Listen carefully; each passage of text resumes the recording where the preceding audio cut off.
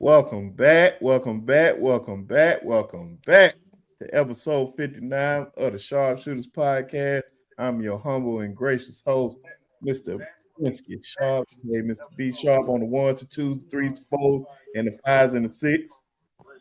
You know, I got all my guys in the building tonight. Everybody's favorite Auburn fan, my main man, Tez.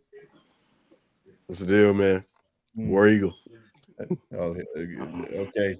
He already starting off bad. It's four of us in here, man. You get jumped now. That's fine. I'm about to say, my dog, all the way, a real one, a straight up guy, a stand up guy. My main man, Coach Sean. Blessings, my friends. Blessings. Ted's cussing us out already, man. My Yeah, feelings is quite hurt. yeah, no, man. That's worse than talking more, about my more to mom. come. Talking about some War Eagle. Oh, Bro, I got you Mr. to say Crumpler. it. Hold on. What's today? Say what? Let's mark it down. January They're gonna try to clip it. 7:10 p.m. Brinsky Sharp said War Eagle. I didn't say that. Yeah, you did. Tell him, Jason. Did I? Yeah. I said that's worse than talking about my mama. I said that. We'll roll it back. Don't worry. Tell him, Chad. Tell him what he said. The eyes in the sky don't lie. That's what they say. Oh, I no. knew Hey, take that out, man. Take that out, man. It's only Mr. Controversy himself, ladies and gentlemen. You see what he got under there. Buy one, get 10 free Atlanta Dream tickets. Oh, my God, man. Shout out to the WNBA and WNBA super fan, Jason Walker, ladies and gentlemen. Thank you. If any Atlanta Dream members need a second job, I'm hiring. Oh my God. And also, he's a Steelers fan, an Alabama fan, a good man. Ladies and gentlemen, it's Piano Man. What's going on, my brother? What the business is, the D Sharp, good to see you. Jason, good to see you. Coach Sean, always a pleasure. Tez, F them trees. Yeah, F them trees. Put it on a t-shirt, somebody. Put it on a t-shirt. I never seen such hostility towards horticulture in my life. I just wanted to let you know I did not plan for you to be directly in the middle, but I'm glad it's set up that way.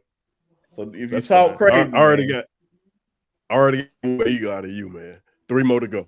Oh Lord, man. You forgive me, man. Yeah. You can forgive me. I don't like this guy. But y'all already know, man. Appreciate everybody in the chat, man. Sorry for the delay, man. Shout out to Coach Carl out there, man. Brian, what's going on, my brother?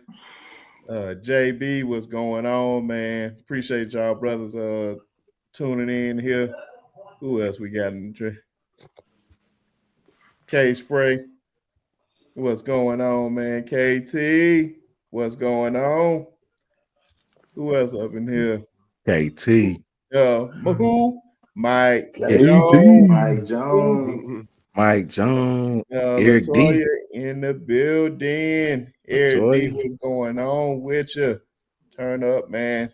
Hit the likes, hit the subscribe button, hit the notification button so you won't miss these great videos that we keep putting on y'all. And y'all know we talking about the college football playoff, the semifinals. We got Penn State and Notre Dame Thursday, and we got Ohio State and Texas on Friday. That's a great way to start off the weekend to go into the NFL playoffs. So, what game y'all want to start with? We might as well start with Penn State and Notre Dame. I'm about to say, what are y'all keys to winning this game? Anybody can go. You know. Well, oh man, it don't matter. Go ahead. No, go ahead. I got Notre Dame winning this game.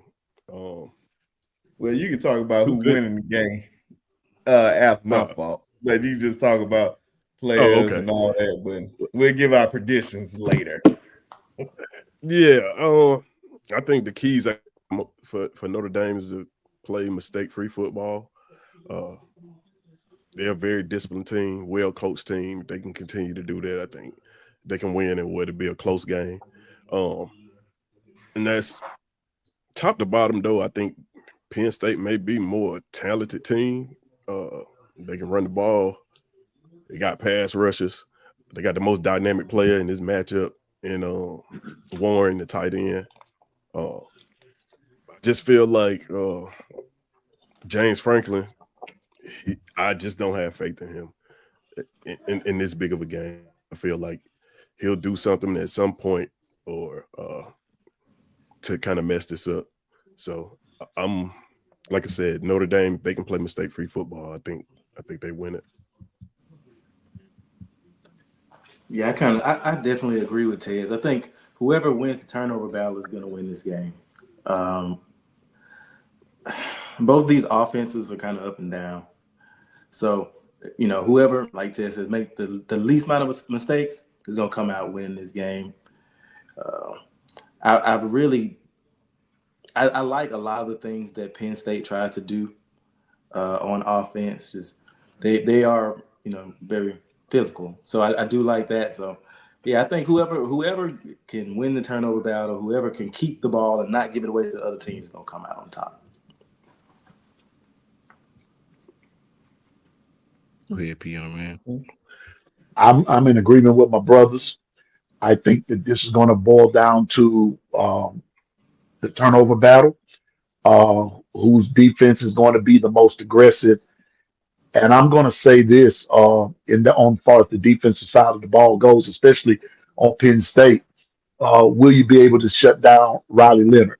I think that's going to be one of the keys of getting to him early, because he's one of those type quarterbacks that once his confidence level is up, he's hard to shut down.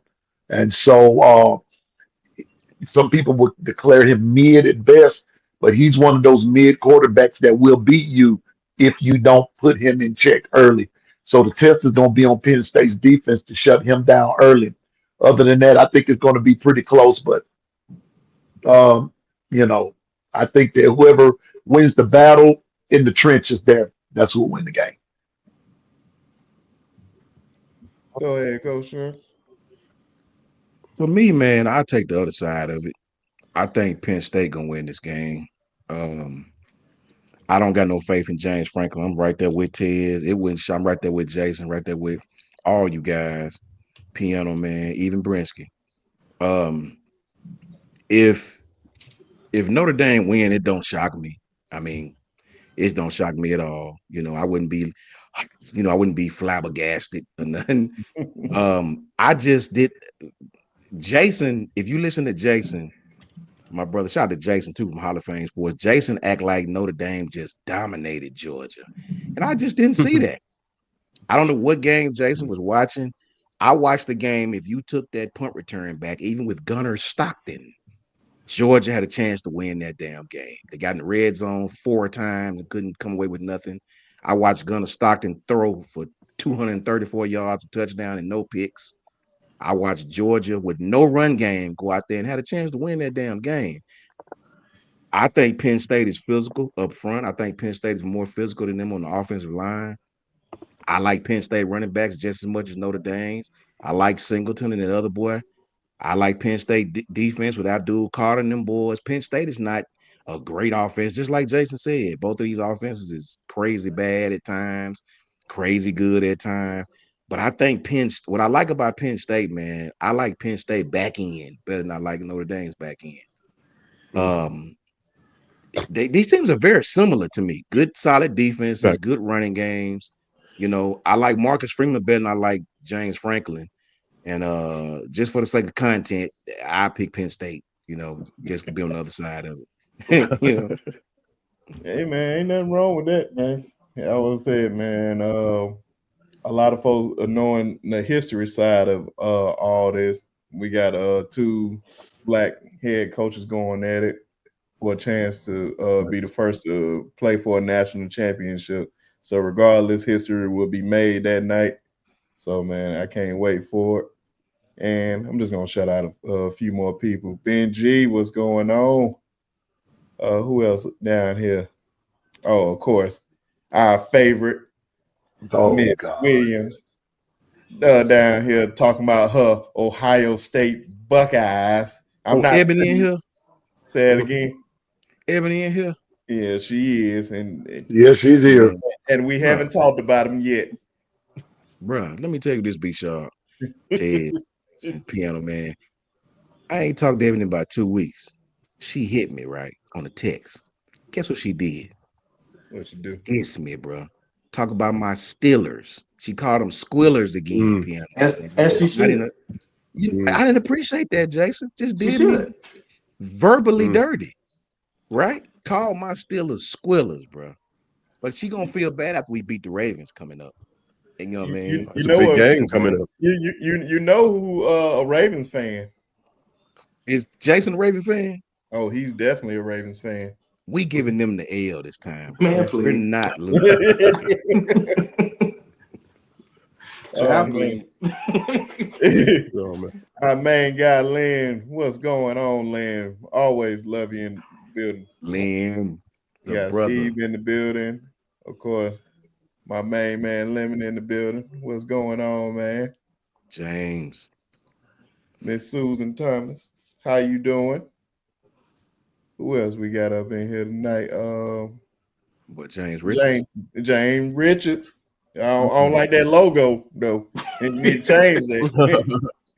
James, good dude. James, yeah, real. man. Good brother. What's Like up, Jay? we got Wade's World in the building. What's going on, brother?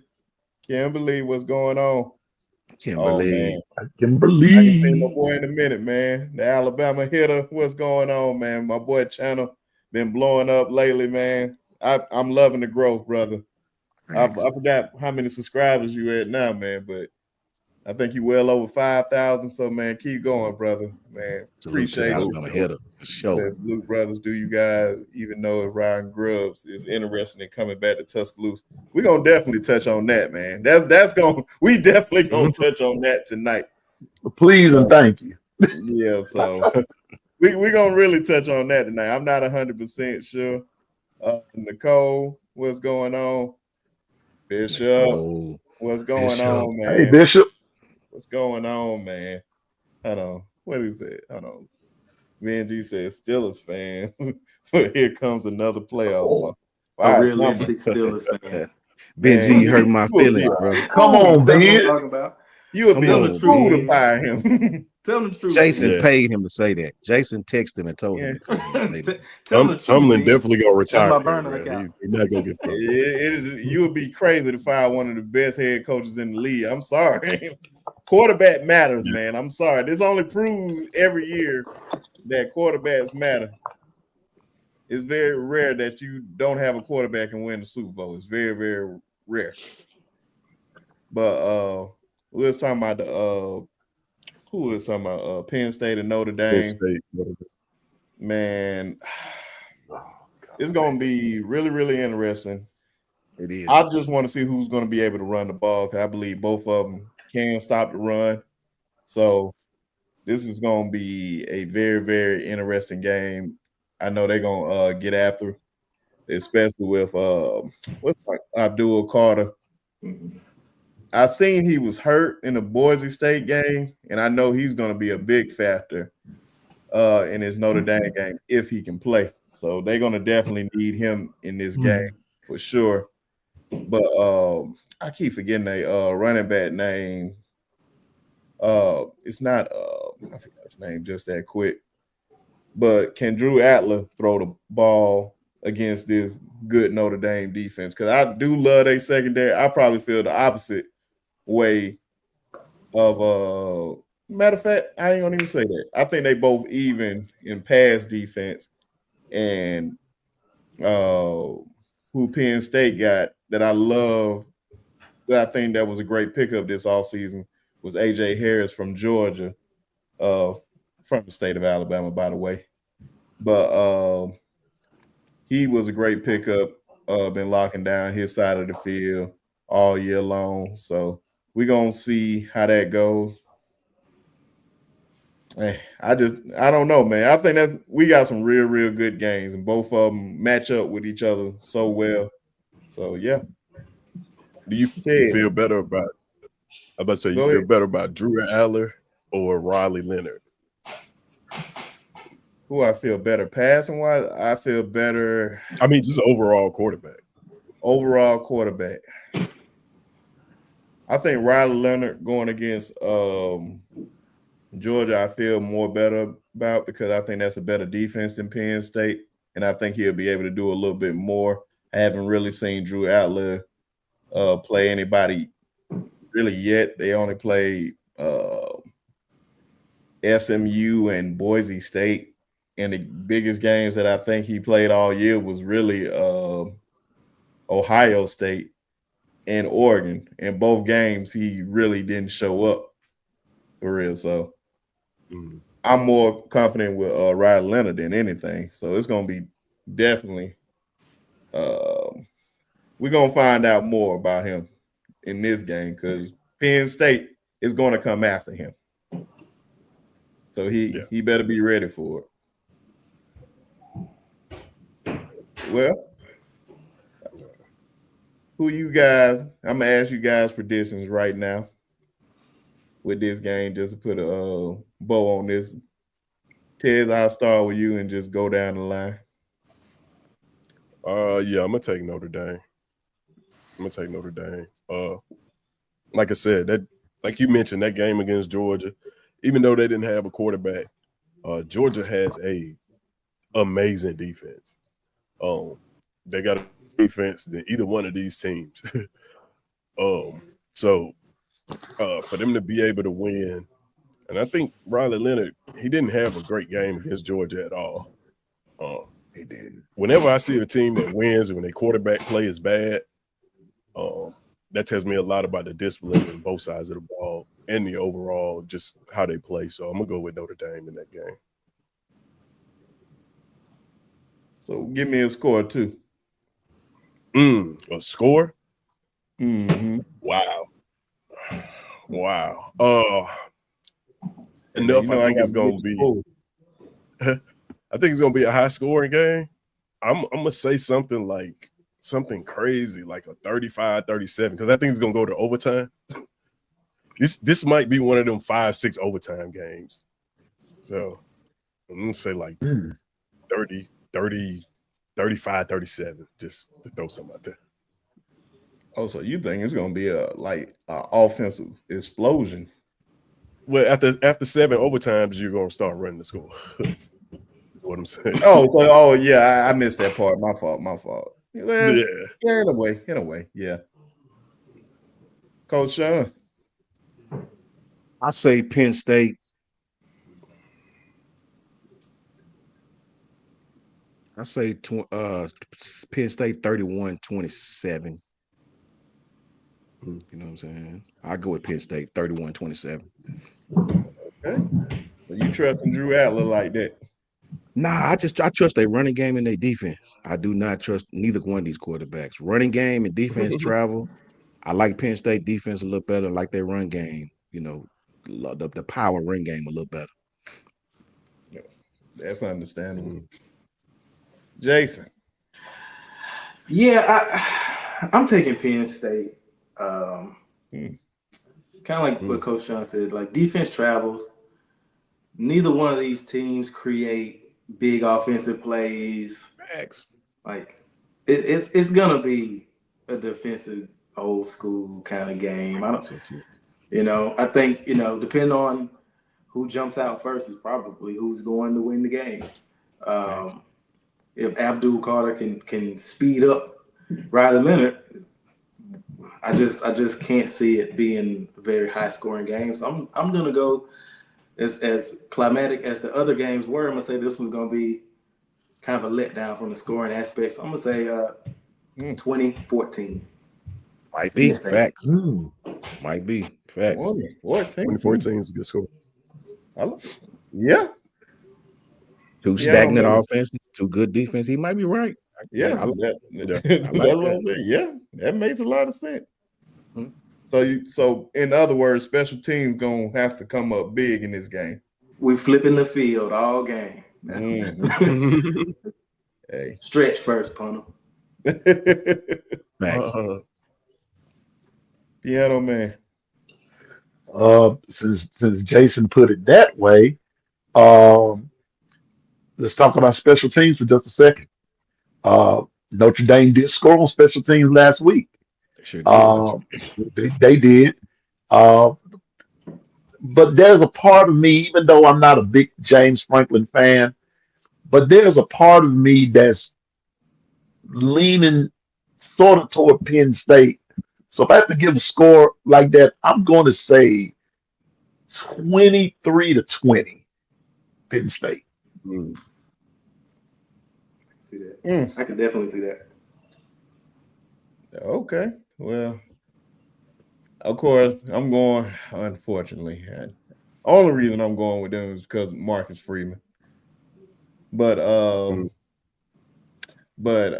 like Love as a running back too. He's nice. And I do love their special team. Notre Dame 25, Penn State 21.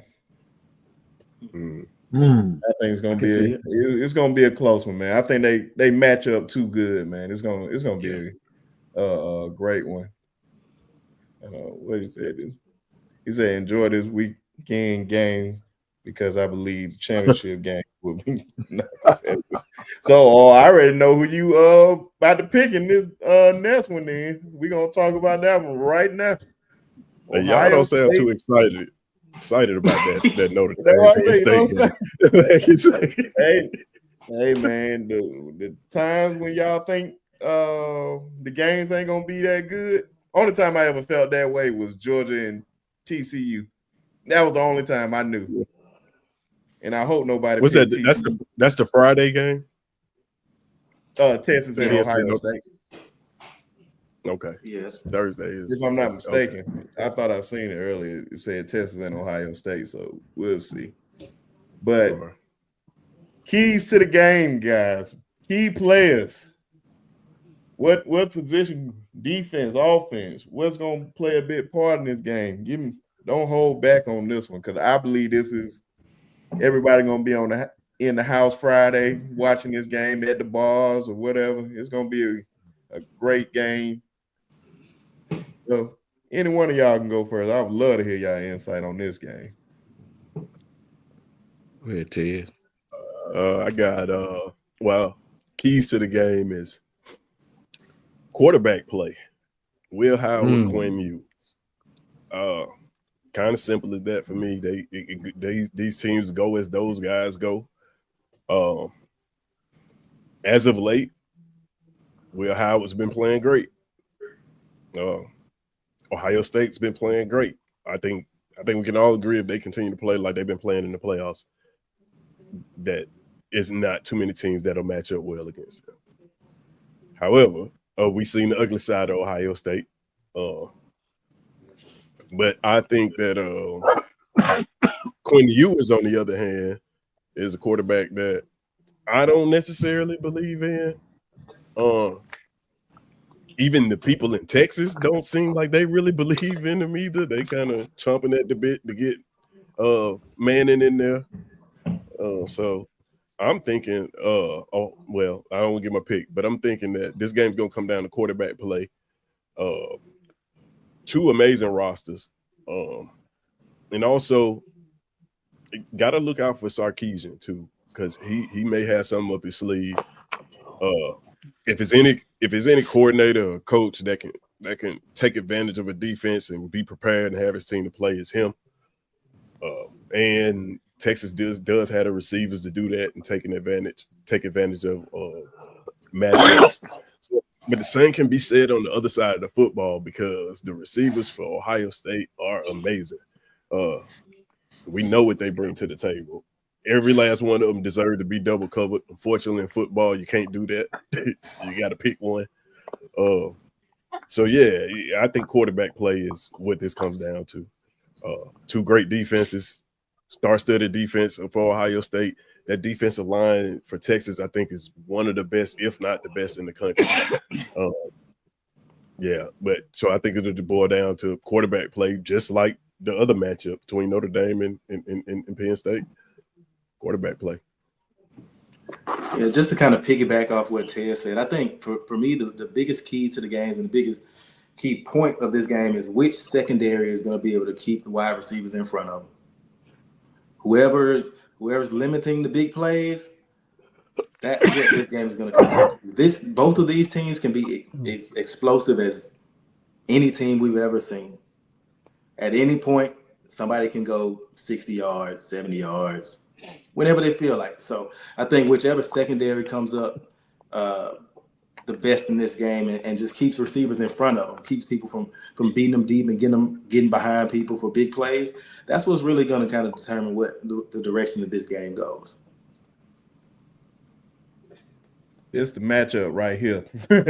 Yep. That's gonna be the matchup right there for real. Yeah. I don't see anybody else lining up with Jeremiah. So we definitely gonna have to keep an eye out for that. He's definitely gonna have to travel with him. You the Jim Thorpe Award winner. You're gonna have to show it that day. But Against who should have been the Biletnikoff winner. You believe so? I don't even know who won it. Best you know who won it. I don't know who won it. That's a fact. That's a good question. Travis won it. That's right. That's right. Mm-hmm. I believe boy I was stuck on San the Jose State should have won that, man. Yeah, that boy went off. Yeah. If it's a stat award. Yeah, man, because I don't believe Jeremiah had the best season, but he's definitely having the best playoffs, without a doubt. Oh, yeah. Oh, for sure. It's not even a question. KG said Texas 3, Ohio State 0. That will be the most boringest game. That got to be straight defense with all this offensive firepower. Somebody got to get fired. I think if that game end up like that, Ryan Day will be fired on the spot. It ain't even no question about that with all those weapons. And, of course, Piano Man loves that, without a doubt. And, ladies and gentlemen, I didn't get to shout her out, but she came in late. Everybody's favorite, Miss Janet. How you doing? Hope And you feeling better. Miss Janet. Who else we got in here? Chris from New Jersey. I hate to say it, but Ohio State is taking it on. Hey, man, I don't hate to say it because that's where I picked day one. It's just a lot of folks jumping on the bandwagon now. This is what I expect them to do. Well, I say this, man. We break. Yeah, go ahead, go ahead. You moved on to. You were doing the Ohio State game. Is that the one you're doing now? Yeah, Ohio State and Texas. Go ahead. Okay, I say this, bro. Ohio State should win. They shouldn't lose no more, right? But we all know how this football thing go. A lot of times they should win. I don't think nobody can sit here and pick against them if we had to bet, right? But here's the thing, man. You got to come out and you can play. See, past games and transitive property don't sway me because I understand the difference in college and pro football. Listen, man, Sark has had time to watch this team. Ohio State has a receiver that you cannot play man against, right? And if you do, you got to bracket him. You got to pattern match on the back end with him. You know, you got to show different things. But Texas has a defense that is one of the best in the country at pressuring the quarterback. They got that boy Anthony Hill on one side and that boy Collins on the other. They both a freshman and a sophomore. They smaller linebackers, you 220-ish, 225, and they can rush they can look, man, they can put that pressure on the quarterback, man. My thing is, can Walker Howard, what is that what his name is? Walker Howard, the Ohio State quarterback? Will Howard. Can Will Howard play like, because I've seen him play bad several times. I seen him during the season get pressure put on him and lose. I watched Michigan line up, beat them up front. I watched Michigan stop the run, and I watched Michigan put pressure on this cat, and he played terrible. Facts. Can they do that? Texas has the talent to beat this team, I'm telling y'all. But here's the thing. Texas is missing a running game right now. They are not running the ball very well right now, man. And at some point during the game, that's gonna catch up with them. No Yep. matter how hot they are, how good they start off, if you can't keep Ohio State off balance, man, they have the potential to make it very difficult for you. So Texas has the potential to beat them. Don't sleep on Texas on this game, man. Um, if we had to pick, are we picking scores now? We just giving our insight on who. After Piano Man and me, and then we can go Okay, ahead and all right. pick 'em. So I'll finish by saying Texas has the potential to beat this team. I ain't swayed by how well they played against Oregon. I ain't swayed by how well they played against Tennessee. To me, Tennessee got beat at their own game against them. You let Ohio State do to you what you do to other people, run the ball right down your throat, play solid defense up front. I think Texas back end is the best back end Ohio State has faced. Oregon back end is one of the worst. They got a good corner. Everybody else suck, right? Tennessee back end is very aggressive, but they don't cover deep very well at all. I believe Texas back end can cover deep, or they can play. They'll hit you. They physical. I believe they're gonna be physical with Jeremiah, man. They've watched enough tape on this kid running free. I think Sark ain't gonna allow that to happen, man. I believe this game is gonna be a lot closer than people think it's going to be. Hey, I don't disagree with you whatsoever. Go ahead, Piano Man. My fault. Me personally, I don't like neither one of them. Facts. I just don't. Well, anyway, I'll save all the other stuff for another day. But I think that this is going to be a case of which team is going to show up. We all know, and Ebony, if you're listening, uh, Ohio State has this tendency of losing games that they should rightfully win. They don't show up all the time. I guess that's just a fancy way of saying they're not consistent. Texas is the same way. But I think in the case of Texas, sometimes they try too hard and they are missing a running game. So with that being said, I'm going to go back to what B. Sharp said. It might um, be a case of which quarterback is going to have the better game. Now, nobody's brought up the fact that uh, if Quinn Ewers struggles now, I believe at any point in this game, Arch Manning is going to come in. I know the stage is going to be big, but this dude can ball out. But you got to be able to stop Ohio State offensively. And everybody's talking about Jeremiah Smith, but what's the other receiver whose name I can't pronounce? And I America. don't want to pronounce it. That Booker. that one, yeah, Booker. the E. coli guy, whatever the name is. So go Yeah, that worked. Yeah, okay, thank you. Yeah, him, that one. Starting with the E. That dude can play too. So it's going to depend on which quarterback won't fold, which quarterback or which defense or offensive line. Let me put it that way: which offensive line is going to stop the other's defense? Because both defenses are cold. I'm cold blooded. So with that being said, uh, my key to winning the game is who's going to. I'm going back to the trenches again. Who's going to win the battle of the trenches? And I believe that's who will win the game because both offenses are good, but who's going to win it defensively? Who's going to knock Jeremiah Smith in the mouth? That's my question. Who's going? Because he's already said, if you play me, man, I'm going to burn you. I like to see him try. I'm one of them type dudes. Try me and see. Let's see. Put your money where your mouth at. I'm just being honest with you. So whoever can make the other quarterback fold like a family reunion shared last summer first, that's who win the game.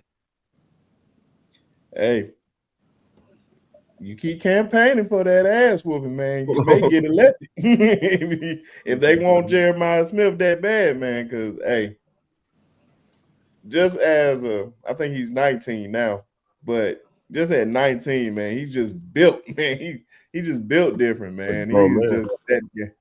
He is ready for the pros. And just think about it, he got 2 more years of college, and he's only going to get better. That's the crazy part about it. So I think he loves the physicality for real. So it's going to be really, really interesting who's going to try to jam him and really play man to man. I'm ready to see that. I like that type of stuff. That's why I say I think cornerback position is the hardest position on the football field. Most may disagree, a lot may agree, but I believe that is the hardest position to play on the football field because you just don't know. I say this, B Sharp Yeah. and Coach Go ahead. Carl. I wish he was here to chime in on this. Oregon play a lot of man. Tennessee play a lot of man. Texas will match on the back end. They'll mix it up on him. They'll bracket you. They'll zone him up. They'll let him catch all that underneath stuff and let that front seven rush. They'll play him differently than the previous two games. Exactly. They'll focus on taking him away, right? Sark Right. learned a lot in the SEC. They'll focus on taking that guy away. Now, like just like Piano Man said, they got other receivers that can kill you, right? I don't think you're gonna stop Ohio State in no shape, form, or fashion. But I think they're gonna hit Will Howard in this game and see if he want to play football. And I think actually two keys in this game is Anthony Hill Jr. and Colin Yeah. Simmons. Them boys coming off that edge. Yes. I believe that's going to be a major, major factor in this game. I feel like you can rattle Will Howard, and he is my weakest link of all of them. I believe Quinn is far better quarterback than him, but he has all the talent around him. Not saying Quinn doesn't, because he definitely has talent around him too. Yeah. But at least with Ohio State, they have a running game with Travion Henderson and Quinshon Judkins. So he has something to fall back on if the wide receivers are not there for him. I don't think Quinn has that luxury to just be like, okay, I can't get nothing in the passing game. Can I get something in the running game? And then Quinn is not going to outrun nobody on the football field because they're going to hawk him down before he gets 2 yards. So Quinn definitely has to have the best game by far, because if he don't, this can get ugly early, depending on how the defense plays. And I believe that they can get there to they're going to be able to get there to Will Howard as much as possible. We're going to find out how good is this Ohio State offensive line for real. It ain't even no question about it. So That's true. I can't wait for this game. So With that being said, but B Sharp, can I say something right quick though? No, say You whatever. you said something right there about the O line and of Ohio State, and something just sparked the thought. I've said all year long, Quinn Ewers is just an injury away, and that's Arch Manning's team for the rest of the duration. But I'm also looking at the fact that because Texas plays such on that D line, they play so aggressive. They are very aggressive. If they get to Will Howard, now I'm just gonna go ahead and put the ultimate out there. If Will Howard gets hurt and they have to bring in his backup, that's gonna force Ohio State to go to mostly a running game. That's the only way I see Texas really beating them. Is that they're gonna have to rattle Will Howard or put him out. I hope he doesn't get put out the game. I'm not advocating that, but I don't believe that Ohio State, their backup quarterback wise, I don't think he's that strong like Arch Manning would be for yours. So I think that's something that you have to keep your eye on. Will the Ohio State O line be able to protect Will Howard? Because they are coming. That's great. A great point. Just in case if he do get knocked out, who they have playing behind him? Because I think Is it Julian saying? It got to be. Because I Maybe. think Devin Brown in the transfer portal. Porter. Yeah. So Julian saying we seen some Portal players play in the bowl games. I don't know if he'll. But I don't do think it, he's there. I don't think he's there. Oh, he might be with the team. I do got a I'm not question 100% sure now, but it could be true. I'm just basing off what I think. I don't think he's there. And so if it is Julian saying, that means you putting a true freshman out there who, what I seen against Tennessee towards the end of the game, I wasn't that impressed with. And then now we talking about him going against one of the best defenses in the country in this moment. So it's going to be interesting, man. But with I got that a being question said, though. no, go ahead. I got a question for you real quick. So yeah, Coach Sean, you brought up the running game. Brinsky, you hit on the running game too. We know Ohio State can run the ball. Texas running game been pretty much anemic. I looked it up. Against Clemson, they had 48 carries, 292 yards on the ground. Arizona State, they had 30 carries, 53 yards on the ground. Can Texas win with 53 yards on the ground? Can they beat Ohio State rushing the ball 30 times? Yeah, Mm, I don't think so. Yeah, no. I don't think so. Yeah, it's gonna be tough. It's gonna be tough. Only way that I feel like that's going to happen, man, and I mean literally the only way that's going to happen. Quinn has to play great in that passing game, and the defense has to play lights out defense. That's the only way I can see them getting away with it. Because Have they you did seen that.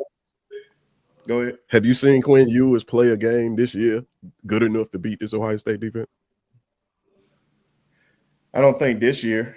I feel like if he can move the ball, like in the Georgia game, man, they was moving the ball with ease until they got into like the red zone. Then they just forgot how to just run the offense.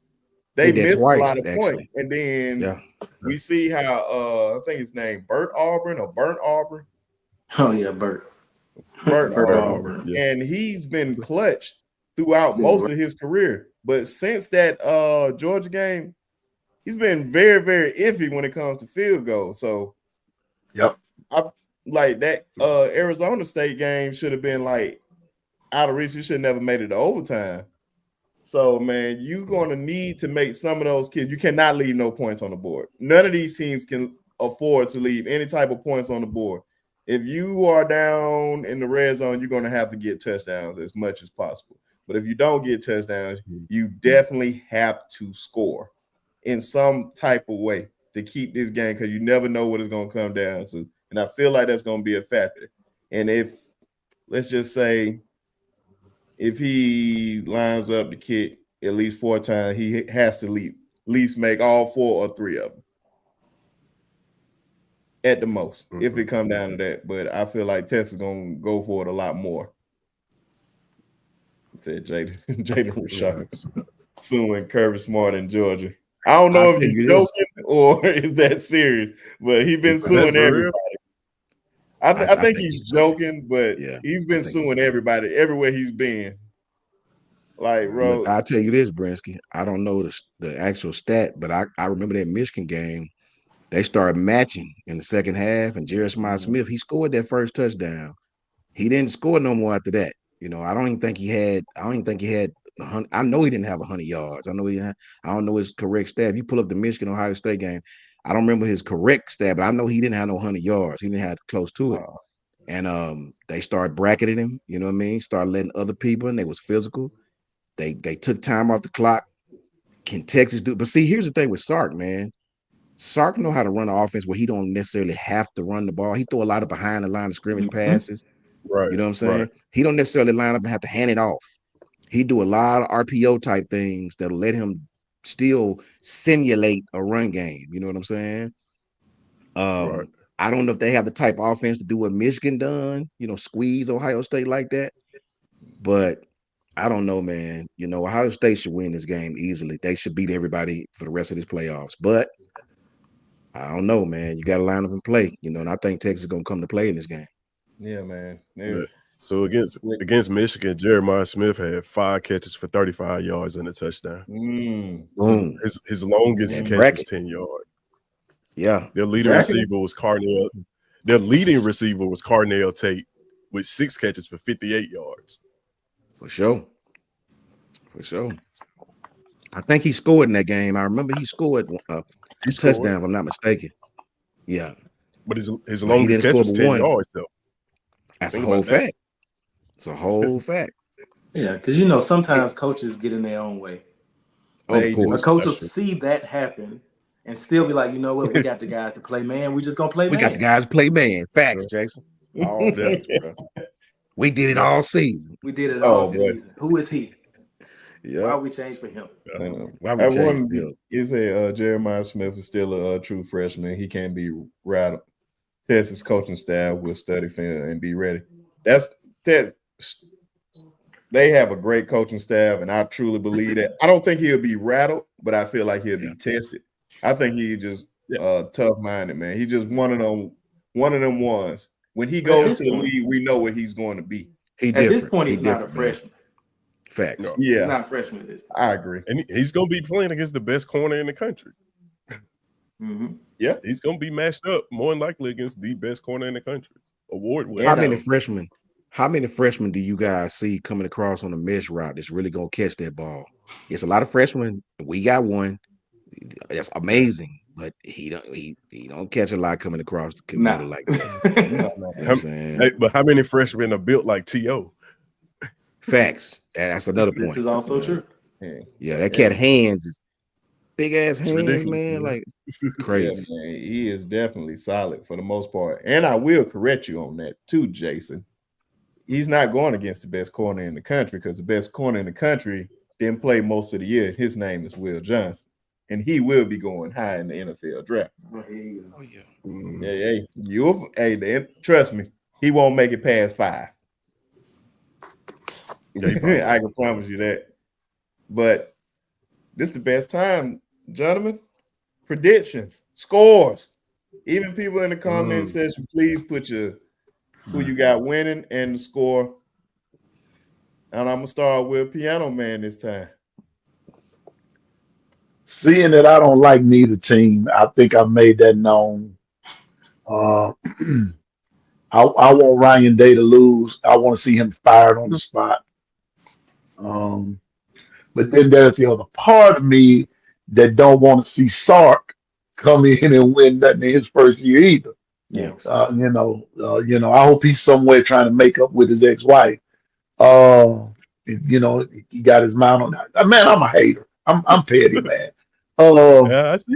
I don't like. I Man, that's a don't beautiful like me. woman, man. Oh yeah.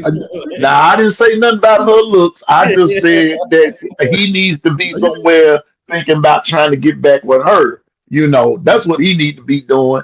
And Ryan Day need to be somewhere preparing to get burned up somewhere. But anyway, score prediction. As much as I hate to say this, man, Ohio State 42, Texas 21. Whew. So another blowout. Yep. Oh wow, Jason. Unless something crazy happens, but 42-21, Ohio State. This is why I love that we play the games, man. It's just stuff like this. That's interesting. I don't even think it's gonna be that. But go ahead, Jason. My bad. Yeah. I like both offenses. So when I look at this, it comes down to really two things for me, and that's quarterback play and which quarterback I like more. I think we've seen Will Howard a couple different schools and kind of seen what he can do. I just feel like this is one of those games where we get the old Will Howard. And I think about, well, who do I trust more to call plays? And I trust Sark more than I trust anybody over there at Ohio State. So for me, I look at Texas to win this game, and I think 35-28. Not 35-31. Yeah. Ted. I'm gonna go with Ohio State in this game. I look at the two games. I look at the Georgia matchup, right?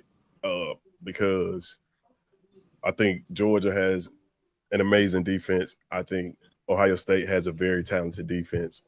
I don't think the games that I've seen, Ohio State lose. I don't know if Texas can replicate that. Maybe they can replicate what Oregon did early in the season when they had the shootout. They beat them by like a point. But I don't think they can do what Michigan did to Ohio State. I don't think they can. I don't think they play that brand of football. So I'm gonna go with something similar to some of those Georgia games. I'm gonna say Ohio State like 28, and I think they hold Texas under 20 points, so like 28-17, something like that. 28-17, Ohio State. Coach Sean. I love Lynn's and double L's, Larry Lodge. I love their scores, 38-24. They both picked the same score. That's a really, really good score. And it sounds really, really accurate, to be honest. I'm gonna take the other side just for the hell of it. We all know Ohio State should win. But man, I just, it sucks because I don't really care about whichever one of them win. We have no dog in the fight. But I got faith in Sark, man. That dude, a hell of a play caller. It's like Ted. Everybody's points is spot on, right? Just like Ted said, I don't believe Texas can play that brand of football to play keep away from them. Texas want to score. They don't want to play keep away. I hadn't even seen them run the ball effectively like that to even play that type of game. But nobody will keep Ohio State off balance like Sark will. Steve Sarkisian is a hell of a play caller, man. I hear what people saying about Quinn. I'll say this, and you can say it for the other way too. What's the best defense outside of Michigan that Ohio State? They struggled against Penn State. They struggled against Michigan. Other than that, what top 10 defense have they faced all season long? Tennessee is top 10 in a category. They top 10 in the category, very physical defense. But takeaways, they suck. On the back end deep, they suck. Right? So Texas would be a challenge for this team, man. I don't have faith in Walker Howard, Will Howard, whatever the boy name is, like that. I say Texas 31, Ohio State 30. I think Texas beat them by a field goal late. The field goal kicker missed those field goals in the Georgia game. He make up for it in this game. Wow. Y'all just going. I like the scores and everything. You brothers like the way you brothers are talking, man. Against the grain. Like I said, man, I'm gonna stick with my pick because they there and I want to be right. But I'm gonna stick with Ohio State in this game. And the major factor is because I think they line up with each other great. But I think the determining factor will be that running game and who will be able to run that ball better. And I believe Ohio State, the way they're running the ball right now, and Texas not running the ball, I believe Ohio State will win this game based on that, especially I just want to see can they run on this Texas defense. Scatterboo ran all over the defense all in the second half. So my final score for this game, I do like that 31-24. That just sounds so great to me. I just changed it up a little bit. 34 Ohio State, 27 Texas by a touchdown. But if Quinn, I feel like if Quinn can get 300 yards passing, at least 300 yards, I believe Quinn can win this game somehow. I don't know how, but he's because that secondary is just that good. It's shout out to Caleb Downs. I'm still mad he went to Ohio State, but it's all good. Oh wow! Did Super Chat Brinsky? Oh yeah. I was about to go there right after. Shout out my wife. Shout out to Sarah. Shout out to Sarah, man. Shout out to Sarah. That's a great score too. That is a great score. That is a great score. That means she's been watching and studying with her husband. So shout out to her, man. I give her all there you go. I give her all the credit on this. I like that. Or have you been studying with her? Exactly. Has she been teaching Brent? Hey. I don't like to study, man. So I get that all on her, man. So yeah. So, bro. Shout out to Patriot Life, man. Rob always doing big things, man. Much love to my broski from another Moski. Shout out to Patriot Life, $20 super chat. Shout out to all you gentlemen and the chat. Roll damn tide. Have a great evening. Much love to Rob. Big Bama fan, man. Huge Bama fan. That's our brother. Much love to him. Shout out to you and all your family, Rob. Roll tide, brother. Oh, yeah.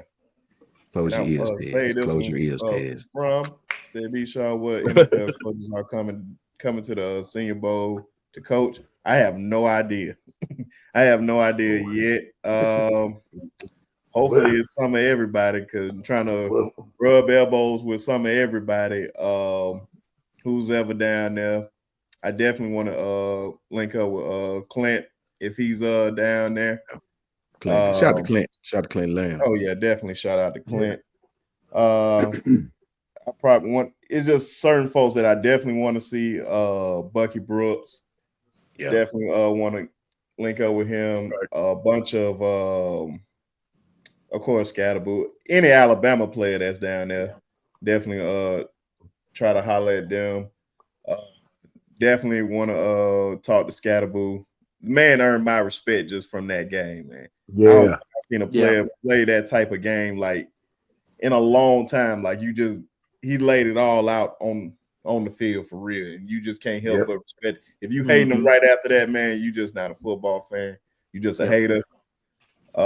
Personnel, some of everybody, and definitely one person that I really, really want to meet while we down there is definitely Sylvester Kroon, because I didn't know he was a part of the board. So definitely want to meet that brother for real, shake his hand and take a picture. So y'all hold me to that. I'm determined to get a picture with him. So if I catch him somewhere, I'll be like, yeah, I need that. Yeah, from I I ain't gonna think say it like that, man. I'm gonna be fanned out for real. Yeah, from Mike Tomlin will have some time, so he'll probably be down there. Oh, hey man, hey man, here we go. He has some free time. Yeah, we go. I and look, Jason. I see OG Ephraim giving it to me down there too. We gonna see after this weekend. We gonna redeem ourselves. Hey, that Harbaugh fella, both them Harbaugh fella with their cheating self might be down there. No, I doubt it. We got. Hey, you know what? You supposed to say that. I'm looking forward to seeing this guy Carson Vincent. I don't know if you're familiar with him, Coach. Hold on. I forget. We ain't even. Hey man, my bad.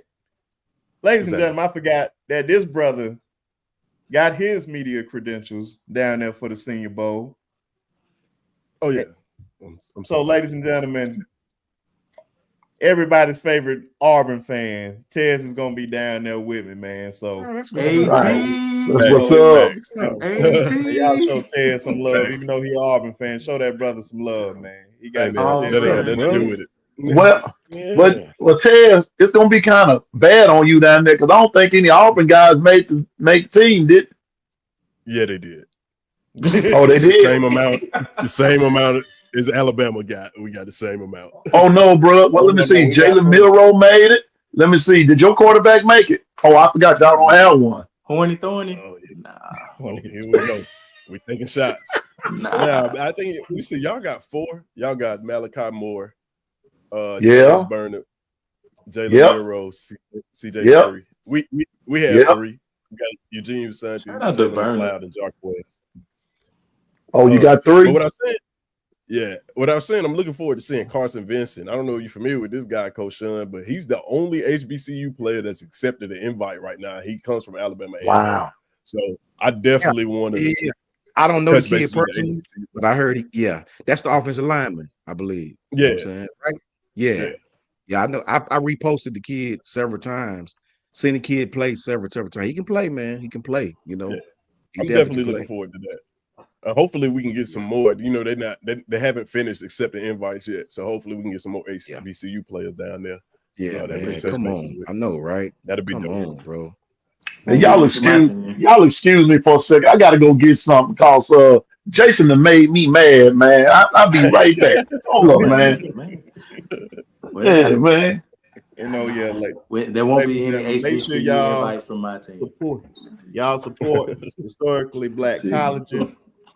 You gotta support them. Of course, my university, Ted's University, and Jason University, Tuskegee University. I don't have nothing on them, but I got this shot glass. I'm in the portal. You know, I'm in the portal. As of right now, he in the portal. Oh man, just don't go to Alabama State. I'm in the portal. Just don't go there. We can agree on that. And hold on, wait, whoa. You looking for what are you looking for? NIL money? Whoa. No, KT. Championship No. order. We don't support Alabama State around here. No, Oh, man. wow. Oh, yeah, you tripping. Y'all been beating us in the Turkey Day Classic. Common enemy. Low down. Low down, man. We don't say watch your mouth. Oh, man. Now, Jason, talk your stuff now. What you say? What you say? What you say? It looked like you just put on 2 bad jerseys. There you go, piano man. Break it out. Let me tell you something. Let me tell you something. We know we can whip y'all. Y'all have to wonder if y'all gonna whip us. Like, y'all don't even know if Lamar Jackson gonna play or not. Fleas hurt him, and he down for the count. I ain't worried about it. You Travis better Hunter worry leave his about girlfriend before we lose y'all. Say what? Oh wow. I said Who- Travis Hunter leave his girlfriend before we lose to y'all. Travis Hunter ain't got nothing to do with this here. Travis Hunter ain't got nothing to do with this. Travis Hunter, look here, if he ain't left that crazy thing by now, ain't nothing he ain't gonna leave it for nothing. Exactly. So Well, we gonna beat y'all. You need to watch Whether he leave his girlfriend or they get married and have 30 children, we gonna beat y'all. Ain't gonna happen. It's gonna happen. That's our hometown. Montgomery, I can't name a team that's black and yellow that I like. Our hometown is Tuskegee, Alabama. So we right down the road. We want all the smoke. We don't care about no Alabama State, even though I went to school in Montgomery for high school. Shout out to St. Jude. I'd like to say something special to my homegirl. First, shout out to Lynn. Oh, Lynn, $20 super chat. Lynn says, I want to shout out our guy Chris Gould for getting the Miles head coaching job. That's facts, man. Yep. That's a great family from Alabama. Yeah, that's good stuff. That's good stuff. Miles gonna continue to put belt to ass. They doing big things in Miles, man. They got some great young coaches. We got one of them. Got Sam Shade. Yeah. Big shout out to Lynn. Thank you, Lynn, for that $20 $20 super chat.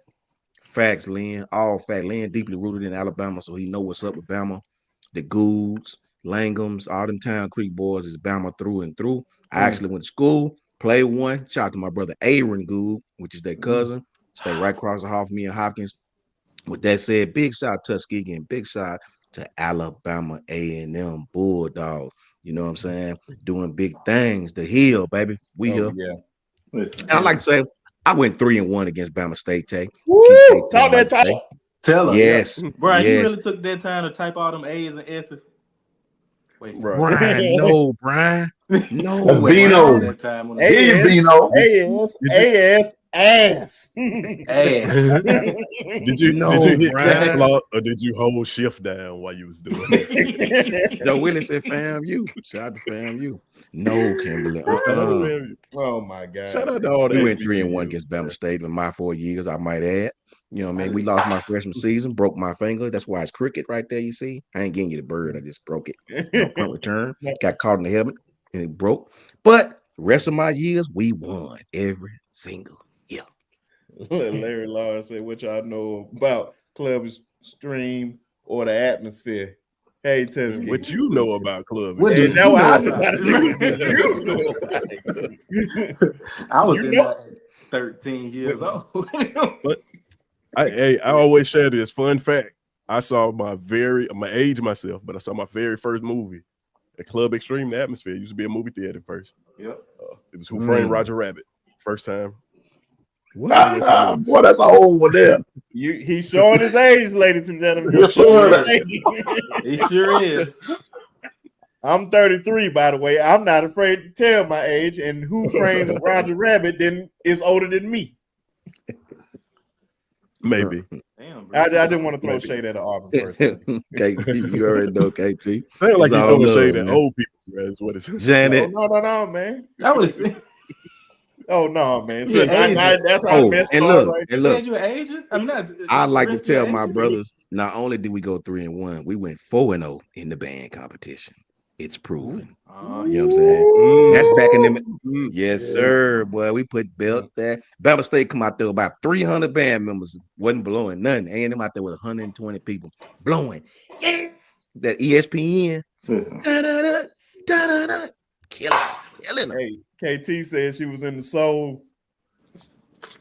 Well, I know what KT was doing. Shout out to Howard.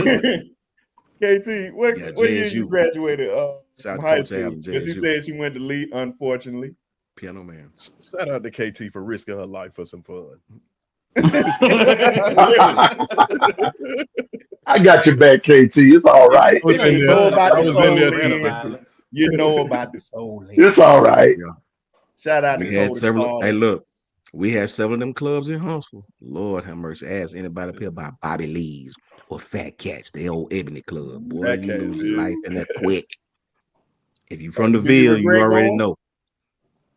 Bad business. Did you regret going? Oh no, not at all. Exactly. Not at all. Football team got in free. Never regret it. Exactly. I seen a few brothers get knocked out. Yeah. Seen a bunch of shooting, and still Several. would do it all over again. Several. The that's lighthouse always- downtown. Hey, Larry, the lighthouse downtown, baby. We used to, football teams getting there free too. We used to be in there rubber dubbing dudes and there, boy. We used to give it to her. That vodka, boy. Ooh, it get bad for you now. Whole squad on you. KT, you good with me. You right there.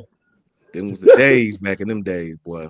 Oh, Shout yeah, out to all my brothers, man. Them was the days, boy. College life is the best. I'm telling you. Man, yeah. I'm sorry, man. It's a Oh, lot of stuff.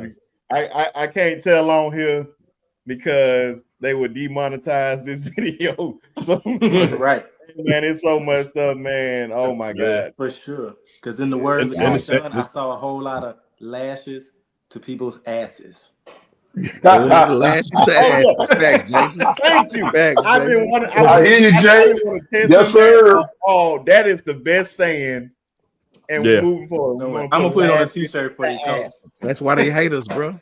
Oh, Shout out I to love Bell. that And saying. my brother Bell. Now, what up, Bell? Yeah, that's why they hate us. That, man.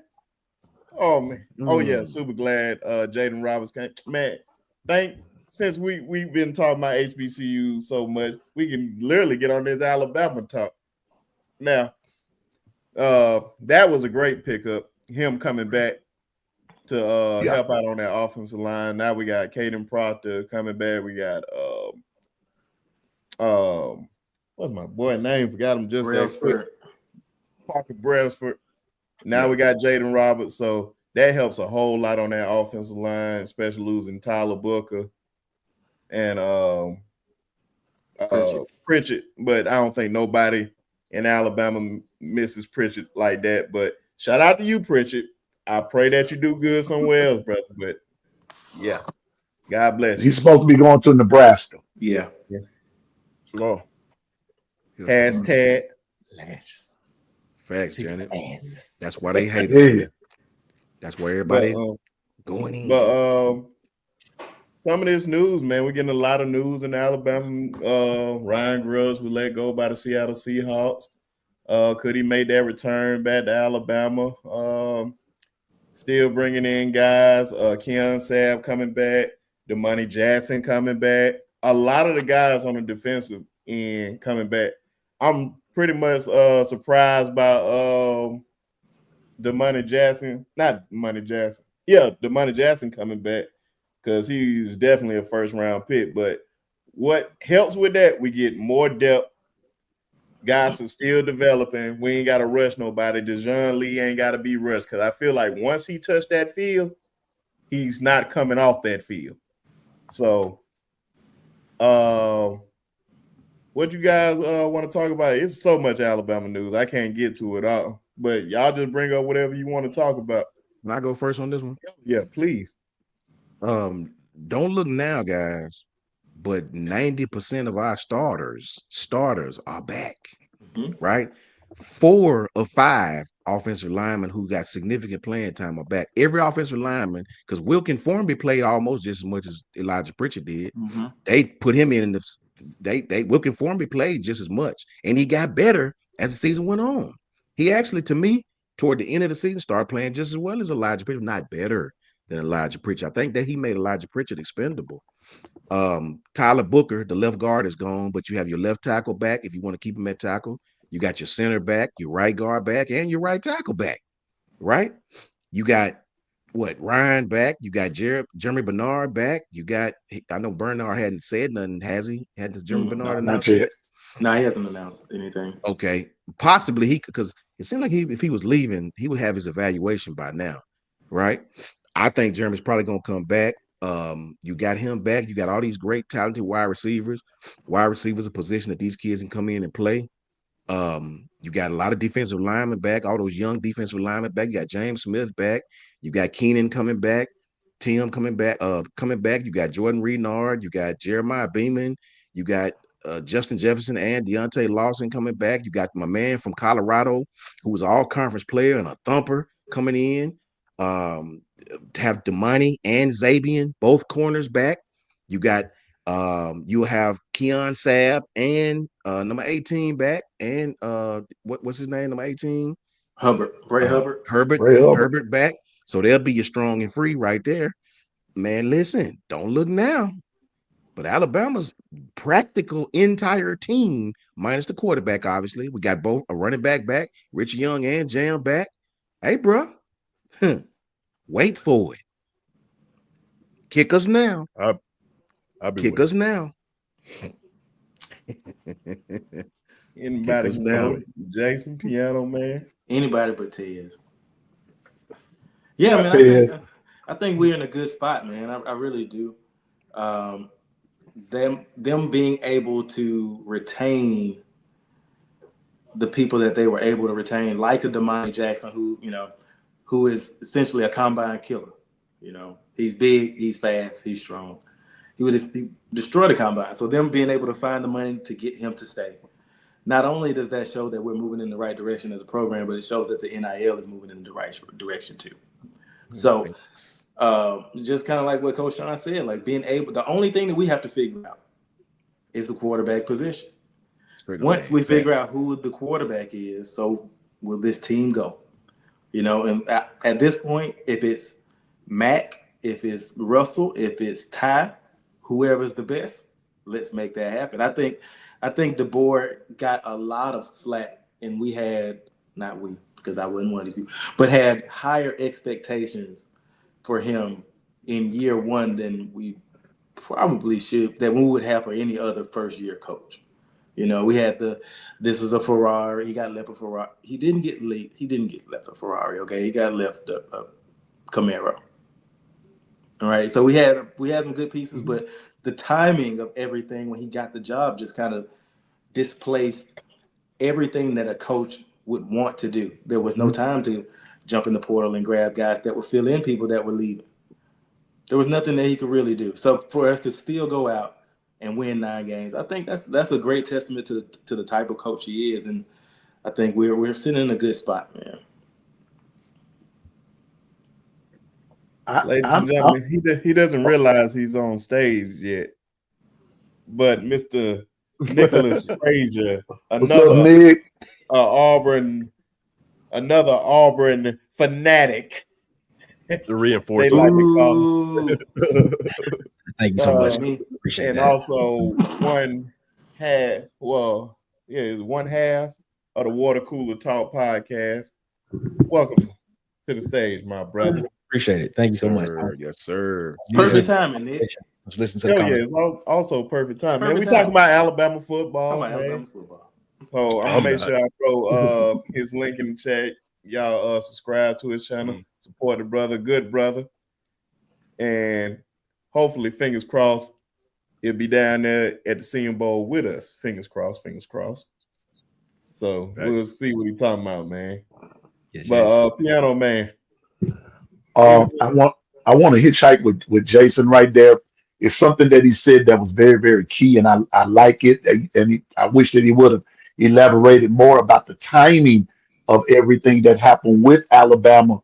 First of all, you're dealing with Coach Saban retiring, and then you have to, get Coach DeBoer coming in. But the crazy thing that happened with Alabama that Jason was saying, and I want to kind of stretch that on out, is that when things like that happen to a team, the team itself can't respond with players leaving. I mean, replacing players that left, right? Then they can't do it.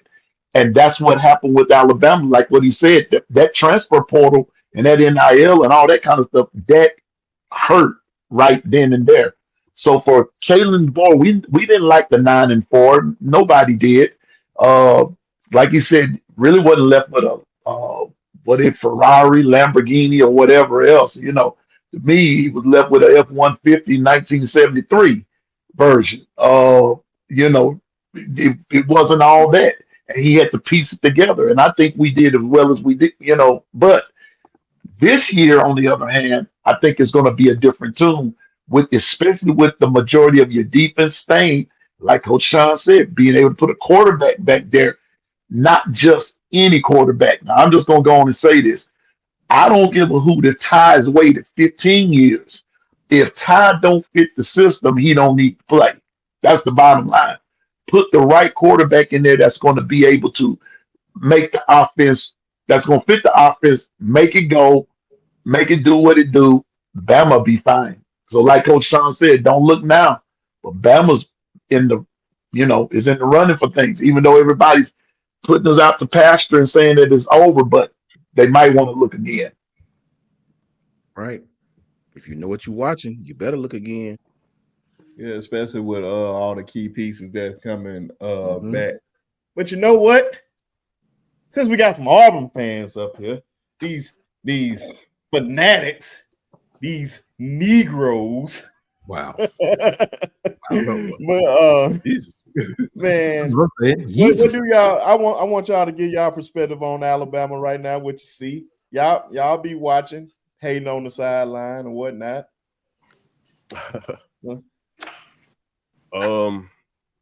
I see exactly what I thought I was gonna see. Just hearing y'all, it sounds weird to hear y'all say some of the things that we as fans of college football knew was going to happen from the very moment he got this job. We knew that there was going to be attrition. We knew that players were going to leave. We knew that rosters were going to decimate it. It's just that when we said it, we were hating because we were Auburn fans. And it's like, no, we were saying we've been through this process before. You guys have had the same coach for 17 years, so you don't know what it feels like to have to go through a situation where you lose a coach and then everybody can pick off your roster. So I'm happy you guys were able to retain the players that you're retaining. I will be putting my name in the hat for starting quarterback for you guys' football team next year. I think I have a shot looking at the quarterback room. Yeah, and that's that. That's it. That's all I got. All right, enough of you, Nick. Go ahead and get yours out of the way. It was a lot of the same that Ted said, man. It looks like y'all are going through a very tough transition, man. That's what it seems like. The outcry from the fan base just seems very porous. I mean, you went 9-4. That's a great season, guys. That's a great season. That's pretty good. It is. But that's hey, and you can say Auburn fans can say that's a great season for Auburn. Hey, we not disagreeing with you. We not at all. This is the thing. But I think I'm gonna say this, man. This looks like a transition for y'all, man. So get ready for a lot of 9 and 8 win seasons at Alabama, unless something drastic just happens, man. I'm just telling you, it's gonna be interesting to see, bro. Because the meltdown that I saw from a couple of people in the Alabama fan base was just. I just sat back and just said, man, like I wasn't expecting it to be this bad. I thought they would be upset, but I didn't know they would be trying to fire the man after the first year. I was like, what? Do y'all know who the locked on guy is at Alabama? What is his name? Do y'all watch him? Luke and Jimmy. Yeah, oh my God. Somebody need to go check on that guy. And Jimmy Somebody go check on him. I mean, yeah, I remember one time he started off a locked on section talking about the DeBoer shirt. Talking about something. Where did you get that shirt from? He said that's the shirt that you get in the order when you order something for $99 or more and you get shipping free from Fanatics. He said DeBoer did not need to wear that type of shirt no more on the sideline. I was like, what has the Alabama fan base gotten to? Are we talking about what the coach is wearing on the They've been sideline? Sabanized, bro. They're Sabanized. Bingo. Yeah. Thank you. I believe That's all it is. Thank you. I was just waiting on somebody to say it before I said it. Yeah, it's just more honest. It's And to be honest, okay. man. It's okay, guys. It's okay. To be honest, I agree with everything you said, except for the 9-4 is okay. That sucks. That sucks. Ain't no way around it. To me, we just look at it from different perspectives. 9-4 suck. It sucks. If you go 9-4 and you happy about that, you need to go take your temperature. That's terrible. You know what I mean? And I think the reason, let me put into perspective why I say that. Okay. 9-4 is cool if you go lose. And remember, I'm putting this into perspective. I'm not saying this is what I want. If you lose, well, I say 9-3. We'll say regular season, bowl games. Okay. You lose to Georgia, you lose to we'll just say you lose to Ole Miss if we played them, and you lose a dumb game against Vanderbilt, who turned out to be pretty damn good. Okay, all right, cool. I can live with that. I can live with the Vanderbilt game when I watch what Vanderbilt done. When you look at the losses that they did have and how close the losses were, Vanderbilt could easily be 9-3 themselves, very easily. But the loss to come in and lose to Oklahoma the way you did with everything on the line, On the line. that goes strictly to. I hear what you're saying about giving time and all this. Nah, bro, you can't come in with that kind of roster. And Jason is right. It wasn't a Lamborghini. It was more like but you still don't lose to Oklahoma, who was a 5-win team at that time, who didn't have no passing game at that time, and you come in and get your ass whipped. We got lashes put to your asses, right? Nah, bro, you don't lose that. That you don't do that. That was strictly player-led, coach. That was bad. That was bad, bro. And it need to be treated like it was bad, right? You don't even start accepting that. You need to have a huge chip on your shoulder. I can even live with the Michigan loss. Michigan is a physical team. It was raining like hell. You went out there, you lost a close game to Michigan. Cool, man. I can live with that. I can live with Vanderbilt. I can live with Tennessee. And I hate Tennessee, right? But to lose to Oklahoma with everything on the line, the way you did, 24-3, and to go out there with that game plan, nah, you deserve to be ridiculed. You deserve everything that you got coming your way. That was a complete and utter failure, right? Offensively, you put your defense in a horrible position, and I think they know that. I think that's the one game that everybody on the staff will agree we dropped the ball on that one. As far as the meltdown, you're right. The Bama fans are, I love our team, but sometimes our fans are utterly ridiculous. But what I'm learning is, and I'm learning this through my Twitter travels. You can't argue with everybody because everybody don't know what they're watching, right? You had people I agree with fussing that. at Jay. I don't think people understand, and this don't go to the players that played the game. This go to the people that never played. I don't think you understand how difficult it is to play in rain, much less be out there that is raining so damn hard that the TV look foggy. I'm like, why the TV look foggy? That's rain in Exactly. Tampa, and we out there in 5 wide in the shotgun trying to, like, you can't hardly see the ball when it's hiked to you. You out there in 5 wide, bro, trying to throw the ball. You know what I'm saying? There's no excuse for that. It's no excuse for that, man. What did Michigan do? Michigan lined up, didn't matter how many we had in the box, and they just ran the ball. You know why? It's wet, tackle's gonna be missed. Line up and pound it, and that's what you do. You don't go 5 wide in the damn rain like that, man. You know what I'm saying? They playing man. Who are you gonna throw to? You ain't got no hot route. You got 4 verticals and 1 dig or whatever, and you got Jalen dropping back straight back, not rolling the pocket, dropping. What the hell he gonna do but get sacked? You know what I mean? So some of this stuff is 2+2, bro. Right? You got these, and I think this is a learning curve for DeBoer. Nobody's talking about this, but this conference is a learning curve for Kalen DeBoer. That West Coast mentality of throwing the ball on 3rd and 2, brother, you got to get out of that. This is a conference where DBs, they bite on things. These defensive coordinators in this league, they're very aggressive. You got to learn how to use those little toys called running backs. I know in the West Coast, they don't do that a lot, right? I get it. You got a 1,000-yard rusher, right? But you got to learn the league. And this is a learning experience for Kalen DeBoer too, man. And I think it's going to help us with all these pieces that we got coming back this year. It really, really will. I got a question for you. It's a question that I asked Nick yesterday on the pod about Auburn. Where would you rank y'all's roster talent-wise this year? Like, if you were ranking the talent in the SEC this year, where would y'all's roster fall? Just like a range, maybe, or where would you put them? Just pure talent alone. Yeah. You mean Alabama? Yeah, Alabama's roster. Just Out of what we pure got, talent. 14 teams now? What we got, 14 I would teams? say top 5, but Right. even if Yeah, bro. I definitely say top 5. I definitely say Yeah. top 5. Okay. even, I would even my definitely fault. say it. Go ahead. Look at the trenches and the linebackers. The secondary kind of thin, but even if you talking about talent, Xavier Brown, Damani Jackson, who got 2 better corners than that for real, for real? Right. Xavier's just a sophomore. When you look at the trenches, Mhm. defensive line, Mhm. Jordan Renard, Tim Keenan, Jeremiah James Smith. Beeman, James Smith. Mhm. Hell yeah, that's top Right. 5. It's a lot of teams don't got that. You're You want right. to talk about edge rushers? Quay Russaw, Noah Carter coming in, and this kid gonna be a problem. Justin Hill coming in. This kid probably gonna be a problem as a freshman. Justin Hill gonna be a Hell yeah, problem. they got top 5 Well, talent. My point Right. is, just like Auburn, Auburn is not as bad as people make it. If you don't have that trigger man, it make everything look worse, right? Yep. True. Auburn's talent, bro. Listen, that team, don't be fooled, man, by that record. Give Auburn a trigger man. Give them just give them a trigger man, bro. Give them the trigger Right. man. Some of those losses wouldn't have been losses. This is a whole fact, Right. man. You give Auburn a So quarterback, it's different. I think that you guys had probably the 3rd most talented roster in the SEC this year. I think go you with that. probably got Texas, Georgia, and then Alabama. Yeah, I go with that. Right. And the name you name, that makes a case for a Ferrari.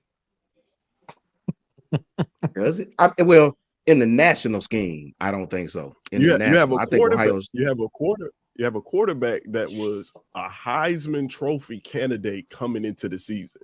He was predicted to be in New York at the beginning of the year. Not only at the beginning of the year, through 5 games. Mm-hmm. There was But even look at the talk things about that we there was even lost. talk about a true there was even talk about a true freshman wide receiver being in New York In Heisman Trophy conversation. Yeah. in the Heisman Trophy conversation. See, it's So easy. What I'm saying That's is, what it's it's easy to called, rap look for back. mhm. Hindsight is 2020. We can look back over the season and say, "Oh yeah, we lost this. We were deficient here. We were deficient here." When we start going preseason, coming into this season, this was a Ferrari. It only No, wasn't a man. Ferrari because they didn't perform well. This is I don't There's think a so. This is why I disagree. Alabama lost 22 players off of that roster that we thought was going to be a Ferrari coming into the season.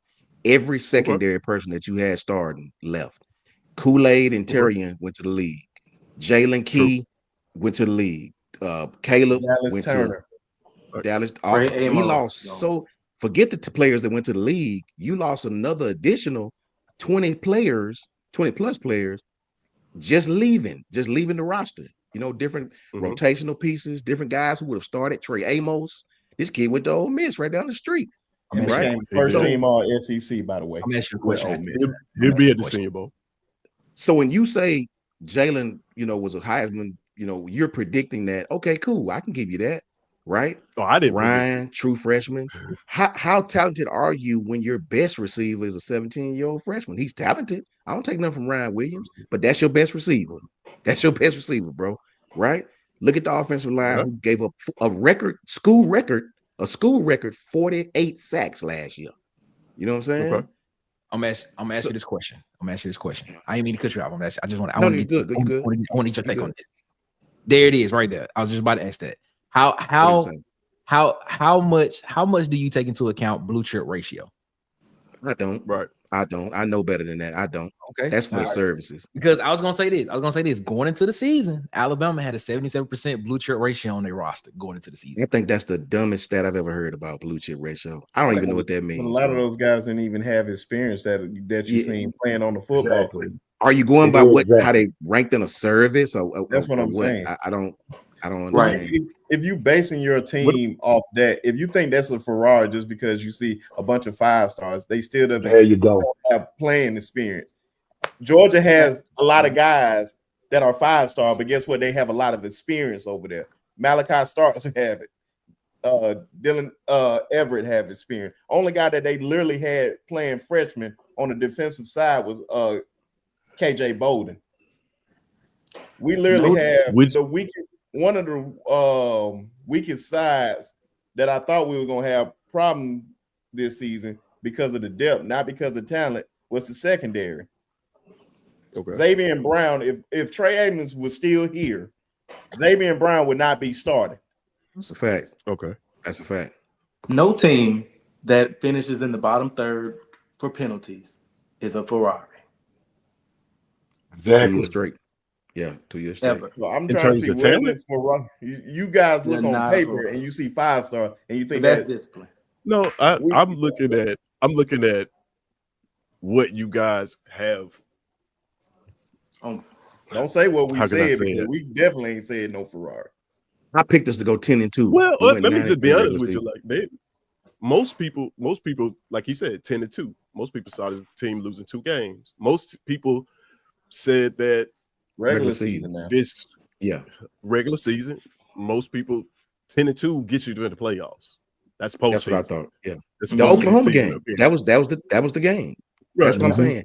The Oklahoma So game. would you give say us at the 9? Oklahoma- Would you say at 9-4, you guys underperform? If If you you going count the 9-3, bowl game, then you Yeah, I count can't the really- bowl game now.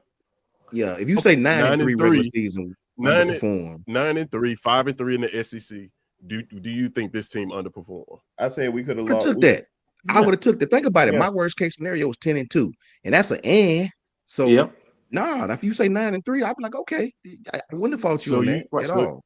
So you think this roster was the same as, let's look at every other team that went 5-3. Alabama, LSU, South Carolina, Texas A&M, Ole Miss, Missouri.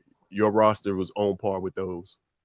I think those LSU's teams. roster is right on par with us. I think LSU has a. I think stupid LSU talented has a roster. nice roster. I do too. That's a fact. Yeah. Every South other Carolina team that I too. name, I think you guys Ole have a Miss better too. roster than. I think Yeah, South Carolina and you gotta- overperformed. Oh, they definitely did. They definitely Yeah. overperformed. But this is how I look at it, man. 9-3.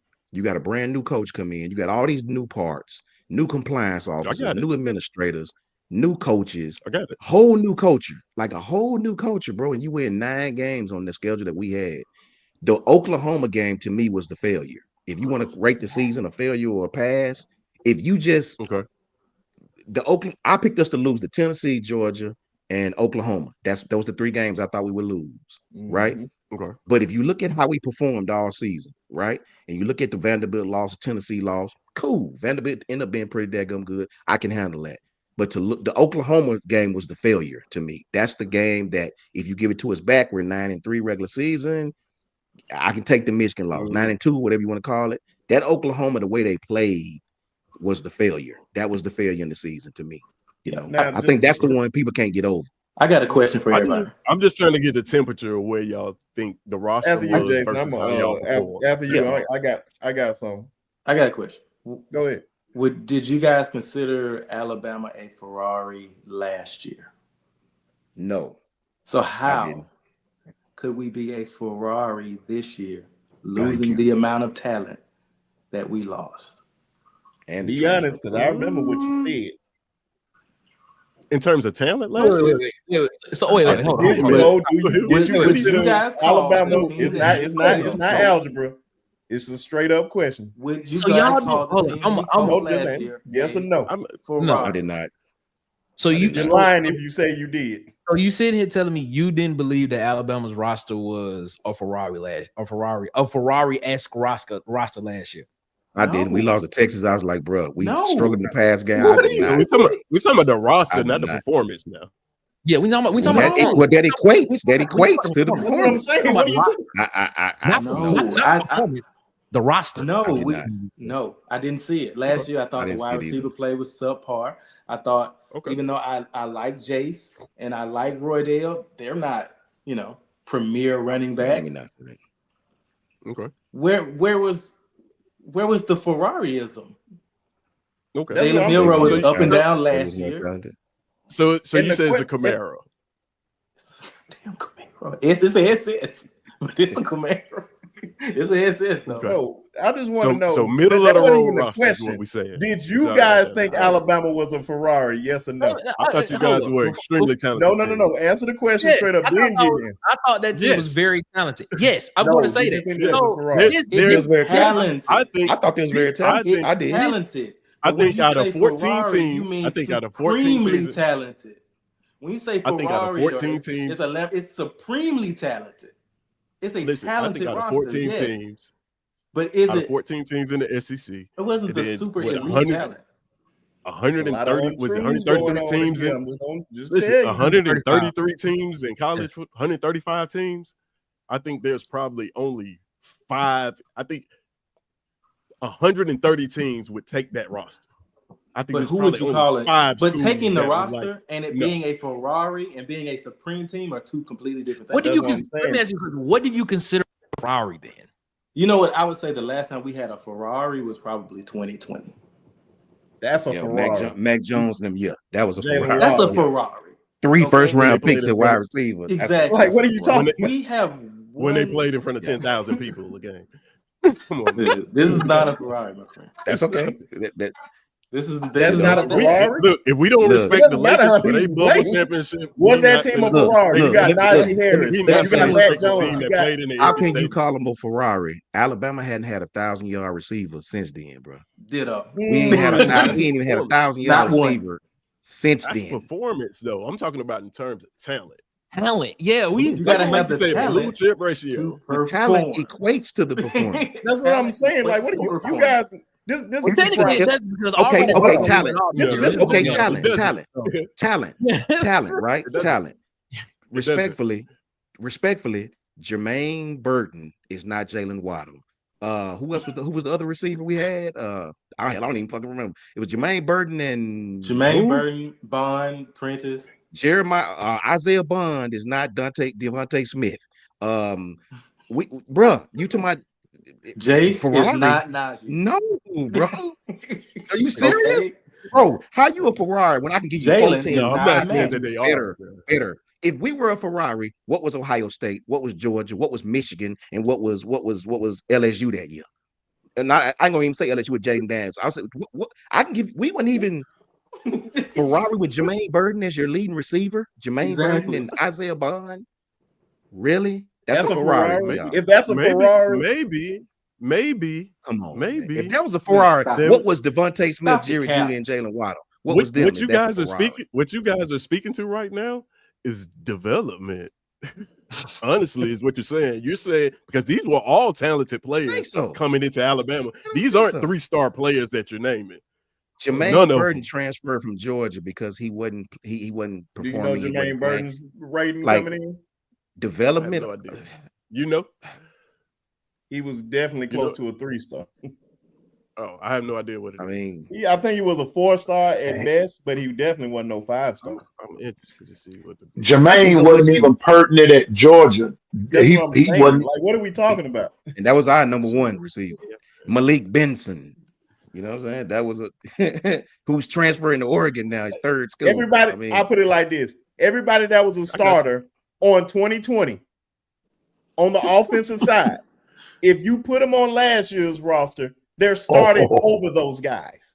yeah, it's fact. Everybody, and I Including mean Jalen everybody. So Yes. 39 catches, 798 yards, averaging Come on, 20 and Nick. a half yards. Come on, Nick. 39. per- Come on, Nick. It's not That's a Ferrari That's a now. Ferrari. That's a That's Ferrari. a Ferrari now. okay. Let's look at the top receivers in this year for 2024. Give me a second. Give me 1 second. Hold up. That's a Ferrari. Not even 40 Give me catches. 1 second. I I understand know why tight Auburn ends is that where got them Auburn's stats. I at know right tight now. ends that got them stats, bro. Hold on, let tight me ends. ask you this: since that's the case, Auburn must be a Ferrari then. No. What's Cam Our Coleman's blue stats? chip ratio. Not that I like- think that's Our a blue Ferrari our right blue there. chip ratio is in the 50s. I think the free. What y'all wanted to be the free. It's Yeah, about yeah. talent, though, right? 598 What yards did receiving Lambert this year. Smith do? Cam Coleman was 598 yards receiving this year, averaging 19 yards per catch. That's Cam That's Coleman. not a Ferrari. To your standard, that's a Ferrari. Keandre Lambert-Smith. That's a player that's a forward. We're talking about Yeah, Keandre Lambert-Smith. He just Kendrick said the Lambert-Smith, same thing about 981 yards. Burton. You said Kendrick Lamar talent. Smith, 981 yards, 60 receptions, 19 That's yards. a Ferrari in your eyes. Okay, let's see. Is that a Ferrari? La Ferrari. Let me No, just- you we said talking about talent. players now. Talent. We talking about Talent. overall roster. Malcolm Simmons. Collection of talent. Not I one just player. said that. I just said Ryan- that. And you Ryan Williams is a Ferrari okay? Question by to you. itself. By your We logic, talking about a collection. is of Jermaine talent. Burton, Isaiah Bond, and who was the third one? Kendrick Law, and Kobe Prentice. Kobe Prentice. That collection of talent, What- is that a Ferrari what year compared to Jerry Jeudy, Devontae Smith, What Jalen Waddle, Jameson Williams, John Mechie? what year Kendrick Law was has 200 yards in That we're 4 talking about. years. That's a Ferrari, bro. All of them first round That's- picks, every last that's one of them, except for performance. Mechie. That's a You Ferrari. guys are You moving. just I said have never seen the collective. goalpost move so much in my You life. just said collective. You said collective group, Like, what right? are you guys All talking about three- at I mean, this it's point? kind of what we should. All expect. three of your receivers were So- first round picks. Both of your running backs were picked high. Najee, all of them were picked high.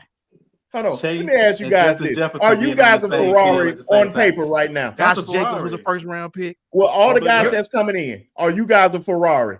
So do you No. guys know how Answer that Blue question. Answer this question. Then I'll No, answer yours. I answered it a couple of times. I said no, No. bro. We No, got I'm 10 talking about. I'm talking Our about blue what chip all the ratios guys are that's coming in. I'm talking about the 2025 class. All that is that a Ferrari? No, we're probably about the 5th, 6th ranked. Yeah, we in probably terms of like pure top talent. 6 We're probably in about the 5 or SEC 6 right in now. the SEC. That's Yeah, not- that right doesn't now. Y'all don't qualify think y'all for had the Ferrari. best wide receiver group in the SEC? In the SEC, in the In SEC, experience, sure. but not in the SEC. We'll start there. in the SEC, I would probably say we got may to have. You think we got the best They wide may receiver? have. Singleton, They may have. Coleman, Talent Lambert. collective group. They may have. Auburn talent may wise, have. we probably top 2. Probably top. That's a Probably Ferrari, right? So y'all got a Ferrari. And Okay. then Eric D. All of those were 4 or 5 stars. So this is what I want to get to. So we gonna take it Do back y'all to got a last 5-star year. quarterback coming in? Bro. That listen With listen the what I'm saying. No, five-star I'm going like quarterback. y'all logic. He is not about to play though. Let's Deuce let's is take not it about back to to go play. ahead, last year. I'm Ted. gonna give My you. fault, my fault. I'm Go gonna ahead, give you the go ahead. logic. Let's take it back to last year. This is the 2023 blue chip ratio list. Now I know you guys said Blue chip. that doesn't matter, but let me tell you what blue chip ratio is. Is it a measure of teams who have signed the most blue chip recruits than none over the last 4 recruiting classes? And That it correlates to means championships. from 2023 to 2019, you guys are at 90%. That is the most in the country at that time. What's the last year you That said? was What's the last last year. year you said? From 2019 to 2023, you guys signed more blue chip ratio 4 or 5-star Who else is up there? recruits. Georgia is up there. Who else is up there? Ohio State, Who else is up there? Georgia, Who else is Ferrari, up there? Who? Texas A&M, Ferrari underperformed. Exactly. Clemson, That Ferrari, tells you everything you need to know. underperformed. What have they done in LSU. college? It doesn't matter. Them stars do not matter in high school. Exactly. That's what we're trying to tell you, bro. What you speaking to when you bring up all these players that didn't do nothing on the field for Alabama, you're speaking to development and performance, not But the they actual wasn't these talent high that you have on your five-star roster. players that you speaking of. What are you Well, talking listen, about? all I know- All right. You guys said we Auburn are has a real Ferrari, five-star and then you quarterbacks. saying we underperform. You're right. You're right. You're right. What are y'all Y'all had a talking bunch- about at this point? Y'all had a bunch of. You're right. Hey, Y'all had a bunch come of on. 3-star talent for the Hold last on, 5 Hold years. on, You're right. hold on. What are It's you okay. guys Auburn pointing? has 2 You're not making more five-star points. quarterbacks Yeah, on I'm their trying- roster. Right? Hold up. I need to ask. Can I You just know- ask this? Because that's what me and Brinsky and Jackson want to ask. So let me make sure I'm following you. Okay. You're saying that the roster underperformed, right? I guess that's what you're saying. Well, I don't know what underperform is. If you're saying that 9-4 is not satisfactory for you, then yeah, underperform. If you're saying that 9-4 is what you thought this roster would be, then okay. But what I'm saying is the blue chip ratio correlates to championships. Majority of the time, the teams that are in the top 3 win championships or compete. Alabama has won 6 in 15, 16 years. What you I got talking you. about? We hadn't been in the national championship in the last 4 years? 4 maybe? years. So What let year? me say. So this is what I'm right saying. there. This is how we got here. This is how we If arrived we- here. if we're basing it off didn't- that. No. We If it's based arrived off here. championships, there's not another team outside of Alabama and Georgia that win enough to even measure that. If it's based off championships. You're right, but how we got here is we're talking about Kalen DeBoer's season last year. We're not talking about what happened 10, 15 years ago. Okay, so what I'm looking at is I'm looking at you guys in 2023 were the top in terms of blue chip ratio. You guys were the number one team. 2024, I guarantee you guys probably were up there too. Let's take a look at it. No, easy to find out. What does that have to do with the play on the field?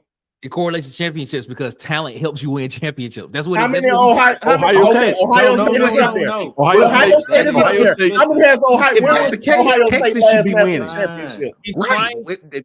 When was Texas A&M last national championship? Ohio State. Who else is on that list? That's why I said keep naming them. But that's what he's trying to let you know that based on the talent that was brought in. Like you're making my point. You're yelling, but you're making my point. Listen, that's fine. I want to get clarification. I want to get clarification. What do you consider a decent season at Alabama? It's not a decent season at Alabama. Are you upset at that? See, I can't be not me, because I understand the repercussions of having a new coach and new everything. If this was Coach Saban and we had a 9-3 season, yes, I can answer wholeheartedly, yes. Okay, all right. So you're not upset at a 9-3 season this year? No. Why would I be upset at a 9-3 season for a guy that ain't even had the job a full year yet? I have a mute argument in that case then, because basically you're telling me that you telling me that the talent that you accumulated basically matches what you put on the field in production this year is what you're telling me. I'm saying the talent that we accumulated, that half of it left, equated to a 9-3 season for us. I'm cool with that. I'm totally cool with that. I am too.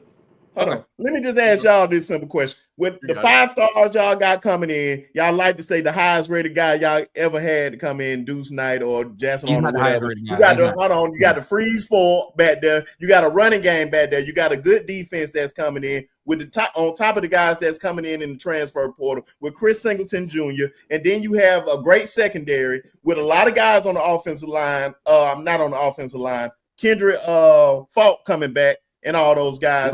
What would you consider Auburn? Is that a Ferrari? Well, first of all, I've never. Hold on. What is a great season for you guys? With all that talent on there. No, I don't want no long sentence. Just tell me what you guys record. Well, thank you for acknowleding the talent on that. What did you guys record? Usually call those guys trash. So I appreciate next year, 93. You just asked the record. I just said it. Next year, hold on, real quick. Show me one video. I call Kendrick Falk trash. Show me one video I said Deuce Knight was trash. Show me one video I said Cam Coleman was trash. I don't got no videos laying around. You can look. Hey, anybody in the chat can find this video. Please, I will give you $100. You know what? I beg you. That is a myth. I'll give you $200. $1,000. Now, once again, is that a Ferrari? What you guys got on y'all roster with all that talent? No. I think it's a 9-3 team next year. That's what I tell you. Top to bottom, we don't have a Ferrari because our tools. You're concentrating on the top of the talent. What makes your team a Ferrari in terms of talent is what do your twos look like? What do your threes look like? My twos left.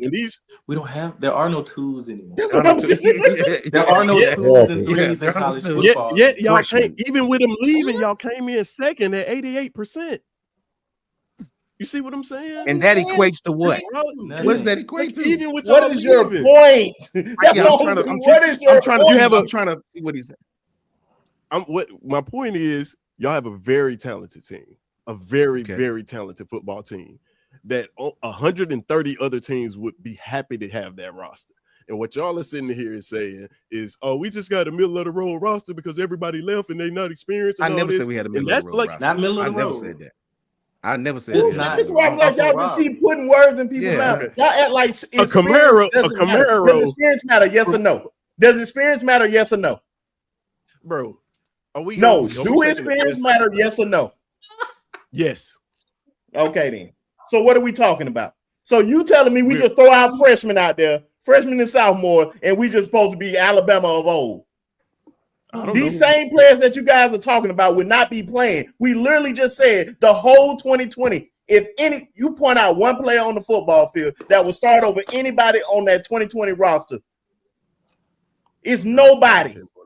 Landon Dickinson is starting over Parker Bressford. It's literally nobody.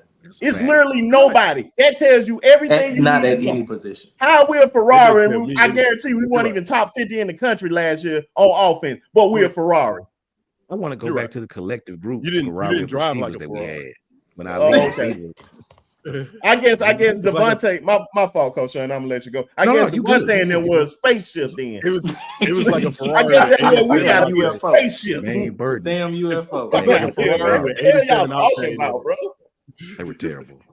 That receiving core was terrible. Yes, they were. It's like a Ferrari. They overperformed like a mother, bro. That's what. So this is my point. I'll end with this, Ted. I see what you're saying. I see what you, Nick. I understand. What I'm trying to counter you with is Alabama in this year. If we're taking what just happened, I don't really look at the bowl. That's a bowl season. We can count the loss if you want to, but their regular 12 games, they went 9-3. I picked us to go 10-2, right? Fact. The teams I picked us to lose to, we lost to. I even picked us to lose to Oklahoma. Me, Coach Smook, back when we was all together, we picked those games, right? So to go 9-3. We right on par with kind of what we thought, and we had an opportunity to go 10-2. So when you look at everything that left Alabama, the kids that would have been here, to Brinsky's point, the kids that would have stayed on the roster, the Trey Amoses, all these kids who left and went other places, who playing against us now and playing at all these other schools. If you look at that, maybe we go 10-2. Hell, maybe we go better than that, right?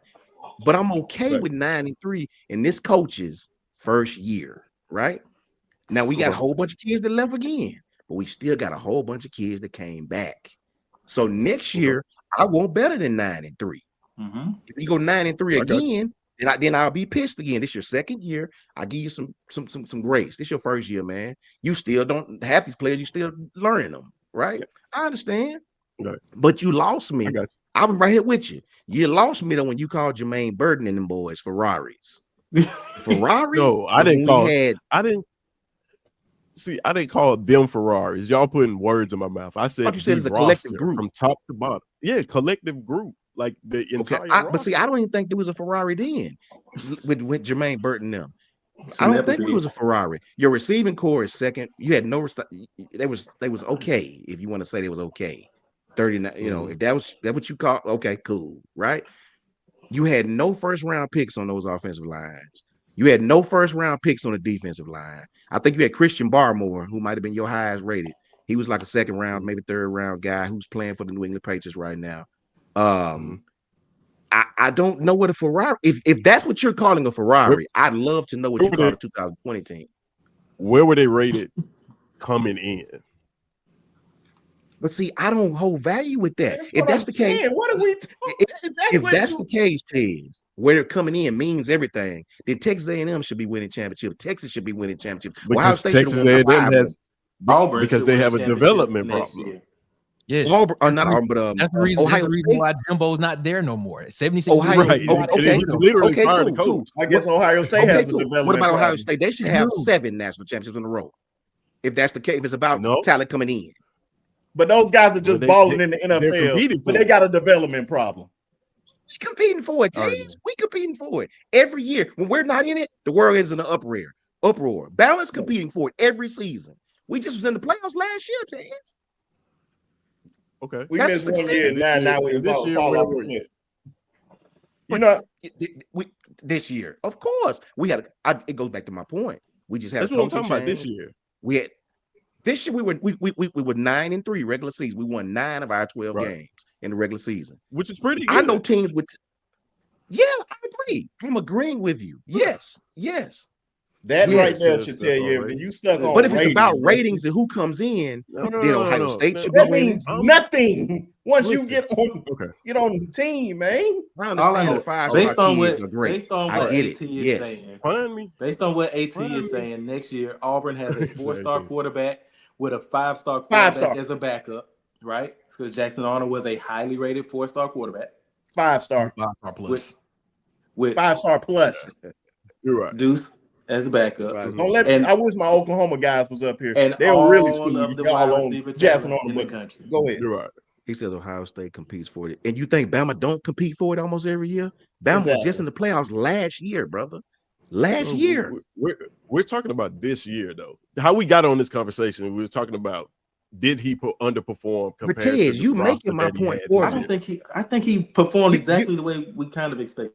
Yeah, with all the losses we had, Tez, to still win 9 games and be on the smidge pretty of the good. cusp of the 14th playoffs. Like Nick Saban didn't do us any favors. Listen, a lot of the pushback that y'all got came from Alabama people. We started this by talking about the dude from Locked On Auburn. I mean, I agree with that. I agree with that. I don't understand. What we're saying is though, but to say not that a the amount of Ferrari blue team. chips, but to say that the amount of blue chips in your recruiting class doesn't equate to teams that compete for championships, it doesn't make any sense. Tez, if you because listen, the teams that are perennially in the top 5 of recruiting always compete for championships. There's no secret for that. That's what They're I said. always at the top of the college. Did I not start my argument by saying the talent equate? Because you were saying, no, I'm talking about the collective. I'm talking about the talent equate to championships. That's what I said. That's what I said. Yeah, but I'm saying, you're right. But I'm saying you got Brinsky saying that it don't matter. You got people in the comments saying the ratings don't matter. Blue chip ratio that is not matter. Because was Brinsky saying if that's the case, it does matter. Okay, if that's the case, Alabama's not the failure. Ohio State's the failure. This is what I want y'all to do. Thing. This is what I want y'all to do. This is what I want you to do. Go look at the blue chip ratio ratings, and then look at where these teams finish. And you know what I'm gonna say after I look at that? You know what I'm gonna say after I look at that? You're gonna see the same teams over and over again. You're not gonna see No, you won't. No, you won't. Let me tell you why. No, you won't. I'm looking at them. Let me tell you why. Let me tell you. No, you won't. The same teams that you say. All I see is Alabama, Georgia. Alabama. I don't give a damn about you competing. You just told me that didn't matter. You said this year. Your blue chip ratio didn't mean nothing because you ain't won nothing, Ohio State. All I see in the last 4 or 5 years is Bama, Georgia, Clemson, Bama, Clemson. Where your blue chip and guess ratio what? at? All those teams you just named, Ohio State, Bama, Georgia, Clemson, they all at the top of this list. But it don't matter if you That's don't my win. point. It doesn't matter if you told me the don't blue chip win. ratio equates to championships. That's what you told me. Where's your championship? What's your blue chip ratio mean? You just came up short, just like we did. Where's your championships? I'm gonna ask this, and we're gonna get off this. You're right. I'm gonna ask this, and I'm gonna get off all this because Since freshmen were 8 years old. Where's your blue chip ratio? Well, they ain't won there's nothing. a lot of people. There's a lot of people that Michigan, didn't win the championship because that is my point. Thank you. You had right one coach in the SEC for 17 years that kept a lot of people from winning championships. So I give you that. My point is what you just said. There's a lot of teams that ain't winning championships that's in that list. A lot of them, right? Yeah, that is my point. What you just said. But all of them are competitive. All of them are in the conversation for championships. Yes, is what I'm saying. Sir. So the amount of blue chips you have on your roster is directly related to your ability to compete for championships. You have to put 93 octane in your team for it to be able to compete for national championships perennially. And that still supports my point. Put 87 in there and then the expect roster we have has allowed us to be in the conversation for this championship every single year, which even is the year we're his not point. in it. So much so to where when we're not in it, the world is like, what the hell? Bama, you know, that effect is Bama has on so everybody. Are y'all doing that with no talent is what I'm asking. We have plenty of talent. That's my point. When you call it no. You called it a Ferrari. It's like you keep saying. Here's what keeps happening. You keep saying, who said we didn't have talent? Who said we didn't have talent? You're basically making a case for it. You Ted, just said stop it. Stop it, Ted. Now you're lying. Ted. Now you're lying. Stop it, Ted. Nobody said that one time. Nobody said that, bro. No. When I said, Ted, if you're calling Jermaine Burton and Collective a Ferrari, I have to disagree with you about that. Them boys was no Ferrari. The Ferrari left 2 years before them. That was the Ferrari. 3 first rounders, 3 top 15 picks. That was the Ferrari, bro. Your quarterback was a first rounder. Both your receivers all 3 of them was eventually a first rounder, right? Your running back was a first rounder. You had a first round left tackle, a first round Jedrick Wills. That was the Ferrari who went undefeated and put lashes on everybody's asses. That was your Ferrari. Jermaine That was a Burton, great performance. Isaiah Bond, Kendrick Law. No, bro. They No, performed that's a well. spaceship. Coach Sean. Roy Dale Williams. Come on, They performed Ted. well. That's a No. spaceship. He want us to be a spaceship. No, they was good, solid talent, man. That's that was good, solid talent. I'm gonna ask That's this, all and I we're say. gonna end this show because I don't know where this nonsense came from. But I follow you though. But- I understand. Oh no. But I did. No, I got it. Okay. Just no, real quick. no. Real quick. I So It's my 20 fault. 2024, we don't know, right? Because we haven't got to the end of it, right? I just want to read this real quick. Go ahead. 2024, we haven't got to the end of it right now. So you got Ohio State's blue chip ratio at a 90. Alabama is 88, Georgia 80, Texas A&M 79. We haven't got to the end. We don't know who's gonna win the championship, right? All right. To your point, Coach Sean, 2023, Michigan won it all. They had a 54% mark, so they were very low on the blue chip ratio scale. But you know what they did have? Seniors. But 18 of them. But listen, 2022, Georgia took on the title in dominant 77% ratio. 2021, Georgia had 80% blue chip ratio, won it all, beating the number one team in Alabama in the title game. 2020, Bama had a 84% blue chip ratio and won it all. 2019, LSU won it. They didn't have that. They had a 64% blue chip ratio. So what I'm saying is usually the teams that are at the top of that list compete or win a national championship. That's all I'm saying. Then we both That's agree. all I'm saying. And then what agree. y'all are saying is like, oh, that's not true because that don't matter Nah, we because didn't say that. Jermaine Burton's not a Ferrari. No. He's not. Look, Nick Tez, is laughing because can I ask? That's not what we Tez, said. let me ask you a question right quick. Go back to when you said that Georgia won it all. Didn't you say Georgia won it 2 years in a row, right? It did. Yeah, with a 77% All right. blue chip ratio and an 77%. 80% blue chip ratio. Okay. Let's talk about that first when they beat Bama that first time, right? What What happened? year was in 2021? It's only been 1 year. That year that Mechie and J-Mo went down. Mm-hmm. Remember that? What happened in the SEC? What happened in the SEC championship game? The Ferrari showed up. Georgia couldn't even get themselves together in that championship game. They had Jalen Carter. I'm talking about the defense, and this was supposed to have been a lights out defense, and Alabama ran all over them. When they got to the championship game, and remember, Mechie got hurt in the SEC championship game. Then J-Mo gets hurt in the national championship game. That's the only way Georgia won it. Okay. We was whipping them just with J-Mo. Here's the thing about that year, 2021, 3 of the 4 college football player teams were blue chip ratio teams. Cincinnati was the first party crasher since 2017. It doesn't happen. If you're not on the top of this list, teams usually don't get to the top of this Ted, to even that compete for a alone national championship. proves what I said. You can't say that list is surefire because Cincinnati made it. Do you see what I'm saying? Since You can't just 2017, say And there's gonna be anomalies. And Alabama curb stomped them. But all There's that nothing that is- supposed talent. There's nothing that is 100% factual, bro. Exactly. Like, Nothing is 100% Okay, certain. cool. But you're always going to get a Nick, team to overperform. but you Like, guys are just proving my point.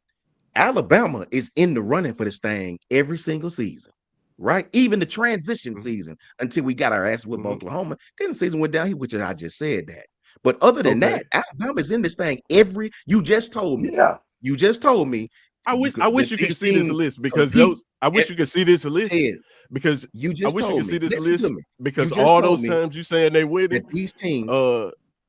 2017, Alabama won it all. Incredible 80% mark blue chip ratio. Yes. 2015, Alabama had a 77% blue chip ratio. But you still 2012, proving Alabama my won it all. point. 71% All you're doing is ratio. proving my point is I said in the beginning of 2011, this conversation. Bama first of his back-to-back titles, also with a All you're doing is 71% proving what I mark. just said. That's You why just I proved don't what I get just what you're said. trying to say. You only do. Like, bro, do you not proved hear what I just yourself? said, Tez. Alabama is in this thing every year, even this year, until we lost. Yeah, because they always, my yeah, point, Because they have a they're great always blue chip blue ratio. chip, right? They always have the guys. No, they have the no, talent. bro. That's what he's saying. Bro, Well, let me ask this though, Nick. I don't Well, understand what's so difficult about what I'm saying. I'm about to Well, say, well, I think what teams they compete for Can I national tell in you the championship. why? beginning of And this y'all saying, conversation, no, Can I in tell the you beginning why? of this This is what I'm saying. I'm saying, listen. in the I'm gonna make it very in the simple. beginning of this No. conversation, I told you Seriously. I was the one saying talent. My exact words were talent equates to you told me, it's a collective. Did you not tell me that? I said that before any of y'all. I said, what you mean? I don't Talent remember equates saying to no championship. talent though. Get him, Oh, Miss Janet. God. That's what I said.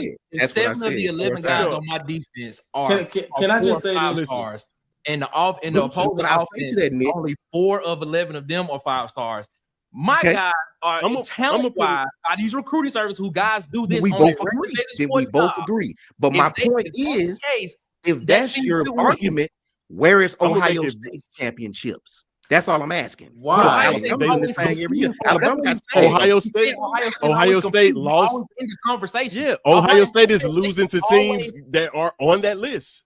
And Ohio State is That's another every point I just made. season. Ohio That's my State point. is always at the top Exactly. of everybody's list of a team that is going to be in the national You championship. guys are conversation. proving everything I And just said. and their blue chip ratio is always. Yeah. That's what we saying. We saying the talent that they have equates to them competing for national championships every I year. said that It's before the we even same started this team. conversation. That's all You told me, saying. no, it That's don't. On Y'all had a Ferrari. What I we told were trying you, to say, and no, what we were we trying didn't to have say a was, Ferrari. you go This back is the to that craziest 2023 thing. team. If you go This back is to the that craziest 2023 thing to me. team and you look at those guys that were recruited on that 2023 Alabama team, that team was a highly rated team. When has Alabama not had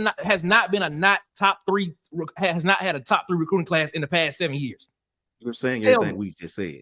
I just You're think saying everything it's we just really, said. it's When just has really Alabama not had a interesting. top 3 recruiting class? It's You're just really saying interesting that talent, everybody right? is saying like they're a So Ferrari. why? They're this, So they're why? that. that's when the conversation went crazy right there. But When Ted's but- called, y'all had a Ferrari. Exactly. No, we didn't. But Exactly. We That's didn't. the Okay, only so thing let- we're trying to get you to understand. That's the only thing we're trying to get you we to had a understand. Ferrari. Hear me out. But Hear me out. yet, I'm about No, to we heard you out enough. enough. I'm not. No. I'm about to clarify that part. It's over. I'm It's about to over. clarify It's that over. part. It's over. It's over. I'm about to clarify that You part. know, A Ferrari, if Nope. you are in the top 5 recruit class perennially, you have a Ferrari. That's what I call a Ferrari. Okay. How could it be a Ferrari? That's what I call it. Everybody said, Okay. this is Nick That's a Ferrari now. best year coaching of his career. You don't He said say in that with a 2023 Ferrari. was a Ferrari because we had Jermaine Burton. That's what I heard at first. That's what I heard too. Don't say no Wait a recruiting minute. I didn't class. say We because all y'all heard had you That's say when I that. got. We all heard Did you I say say- that. Come on, real talk. Did That's not I say? Hey, no, Ted, Ted, so you got so- amnesia, bro. guys. Come on. You So said Ted that. said. So Ted said Yeah, y'all man were a heard you Ferrari say it. because Jason heard of you say it. Jermaine Sean Burton. heard you say it. What are you talking Get outta about? here, He bro. literally You said there was It's a on- Ferrari it's on tape. collective, and I was like, literally what? said It's the on tape. collective No. of I talent said a on the collection roster. of talent. Y'all said- brought up Jermaine Burton. You like we How got can Jermaine it Burton? be a I'm like, Ferrari? Nah, to y'all defense, I did call out Jermaine Burton's numbers. I did say his I numbers. didn't say nothing Y'all about did Jermaine it. Burton. I did say his numbers, and y'all said, is that a Ferrari? Okay, fine. But what he's just saying is the collective of talent from the top to bottom on the roster equates to that team competing for a national championship year in and out because it's layered. It's layered. If You're you're saying the getting same top thing three- we've been So saying. y'all from the competing beginning. for a national championship next year? I Yes or just no? That's told what you he's saying. Auburn's going We're 9-3 not on now. this list. No. Is Auburn going to be competing for a national championship next year? Yes, that's what Thank you want to hear. Bet. I see. You wanna We're hear not that? on this list. I just want to let you know Auburn will be that. competing. Auburn will be competing for a national championship. I say it. Go ahead. Just No, the they ain't just no. Well, You got a yeah, 5-star quarterback. You got two. It's- You got Wait a two minute. 5-star quarterbacks. You got the freeze 4. You got running backs back there. You got Kevin Falk. You got Antoine Faye. You got Jared Smith coming in. These are 5-star players, I might add. Here's what. So, Hey, in June, let's not go in there. And June- then you got Chris Listen. Singleton Jr., who is the number 1 guy in the portal, Eric, I may add, because I guess the freeze Here's 4 is not doing their job. But they're competing for the national championship. But we're going to end it right there. Let me tell them this, Chris, before we in go. June, I Go think ahead, go ahead. when this list, I think when the we're saying the 2025 same list, thing, Ted. Yes, we are. saying Yes. the same Yes. thing. Because I hear what you're saying, and I'm Yeah. listening. But what I was saying, what the fellows were saying is, yes, talent do equate to championships. That's what we said. And I was telling you, I think when we got wrong when we started talking about Ferraris, stars, what we're saying is, yes, what you're saying is right. That's why every year, bro, Alabama is right there in this thing, competing every year. And when Alabama's not in it, so much so to when we were not in it, the world is in a damn uproar, right? That's what Like they are now. we're agreeing. Like, yes, that I guess blue chip ratio, as you call it, in Alabama's case, it has allowed us to be competitive every single season to where we're on the cusp of the playoffs or hell go to the playoffs, which is what last year, bro. True. So I'm agreeing with you.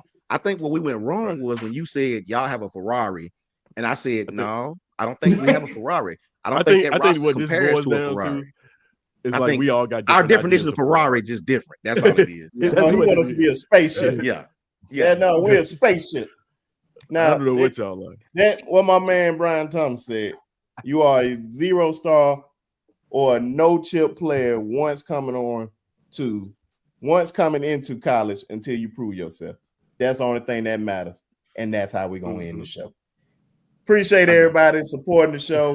I'm going to make sure I go around this table because these Auburn fans coming up here causing chaos. Don't know what they talking about as usual. And I love it. I got something special for them at the end, but it's all good. As always, appreciate y'all. And I'm going to make sure everybody shout out their channels and all that going on. Since he came on here last, I'll put him up here first. Man, appreciate you so much for having me, man. We always have a good time when we come over here. It's always a lively debate, man. Water Cooler Talk Podcast, live shows Monday through Friday, 7 p.m. Eastern. 7 p.m. Central, 8 p.m. Eastern. We talking Auburn football and news around the SEC, man. So we appreciate you so much, Brinsky. And shout out to Marcus for last night, bro. Everybody, I don't know if y'all saw it, man. Brinsky got a. Oh, was you mad about that, Brinsky? You was just playing. Mad? Oh no, man! I laughed about it. I was just talking. I know you were mad, but nah, man. We appreciate y'all so much, man. Appreciate you for letting us come over here, man. Subscribe, like, share. If you want to hear us talk some Auburn football, yeah, man. We appreciate you. Thank you, man. Thank you. Yo, what up, everybody? Yeah, you can follow me on Twitter at CrowdNoiseJWalk. I got everything that you need over there. Just, hit me up if you need something. We selling puppies, cats, alligators, whatever you need, I got it. And I'm suing Joy Taylor too.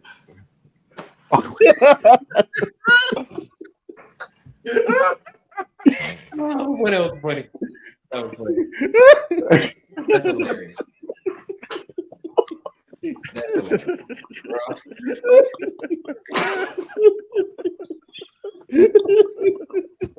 Jason want his turn.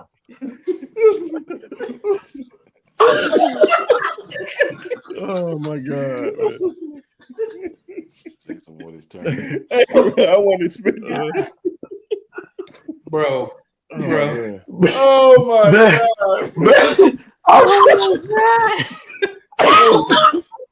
Oh man, you caught everybody off guard with that. Oh boy. Hey, how much you sold it for? How much you sold it for? About $15 and a couple of Atlanta Dream tickets. What are you suing her for?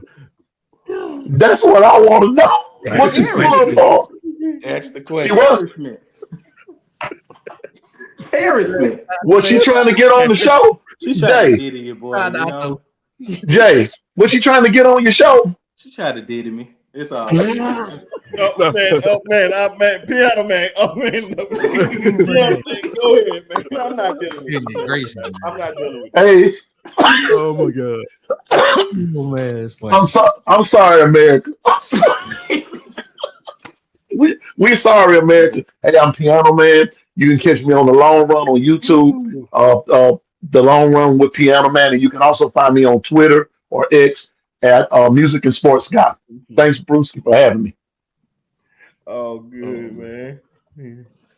Oh God. What's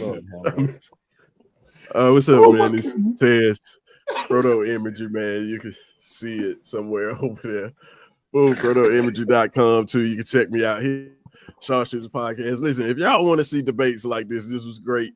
Man, we trying to get to 1,000. Tell a friend, man, to subscribe to the podcast. More of this to come, man. This was fun. Oh God. And shout out to all my brothers, man. I have a good time with my brothers. We go at it, have a good time. Jason about to have me dead over here, man. You know what I'm saying? My head hurting now. My little forehead and I start sweating. Boy, y'all was crazy, man. Much love to everybody out there. You know what I'm saying? You guys are awesome. Thank you to my brother Brinsky. Appreciate Nick. Appreciate Jason, Ted's crazy self. You know what I'm saying? Piano man doing our thing. If you need a blue chip ratio list, Ted's got it. Ted's got You know what I'm it. saying? I got He it. got it. I got all You of know them. what I mean? Much love. Tap in with all these guys' channels, man. It's absolutely awesome. We have a good time. We beat up on each other and love on one another all at the same time. You can definitely find me at JMHO Sports Talk. Just my humble opinion. That's on Twitter and YouTube. Corey. And as always,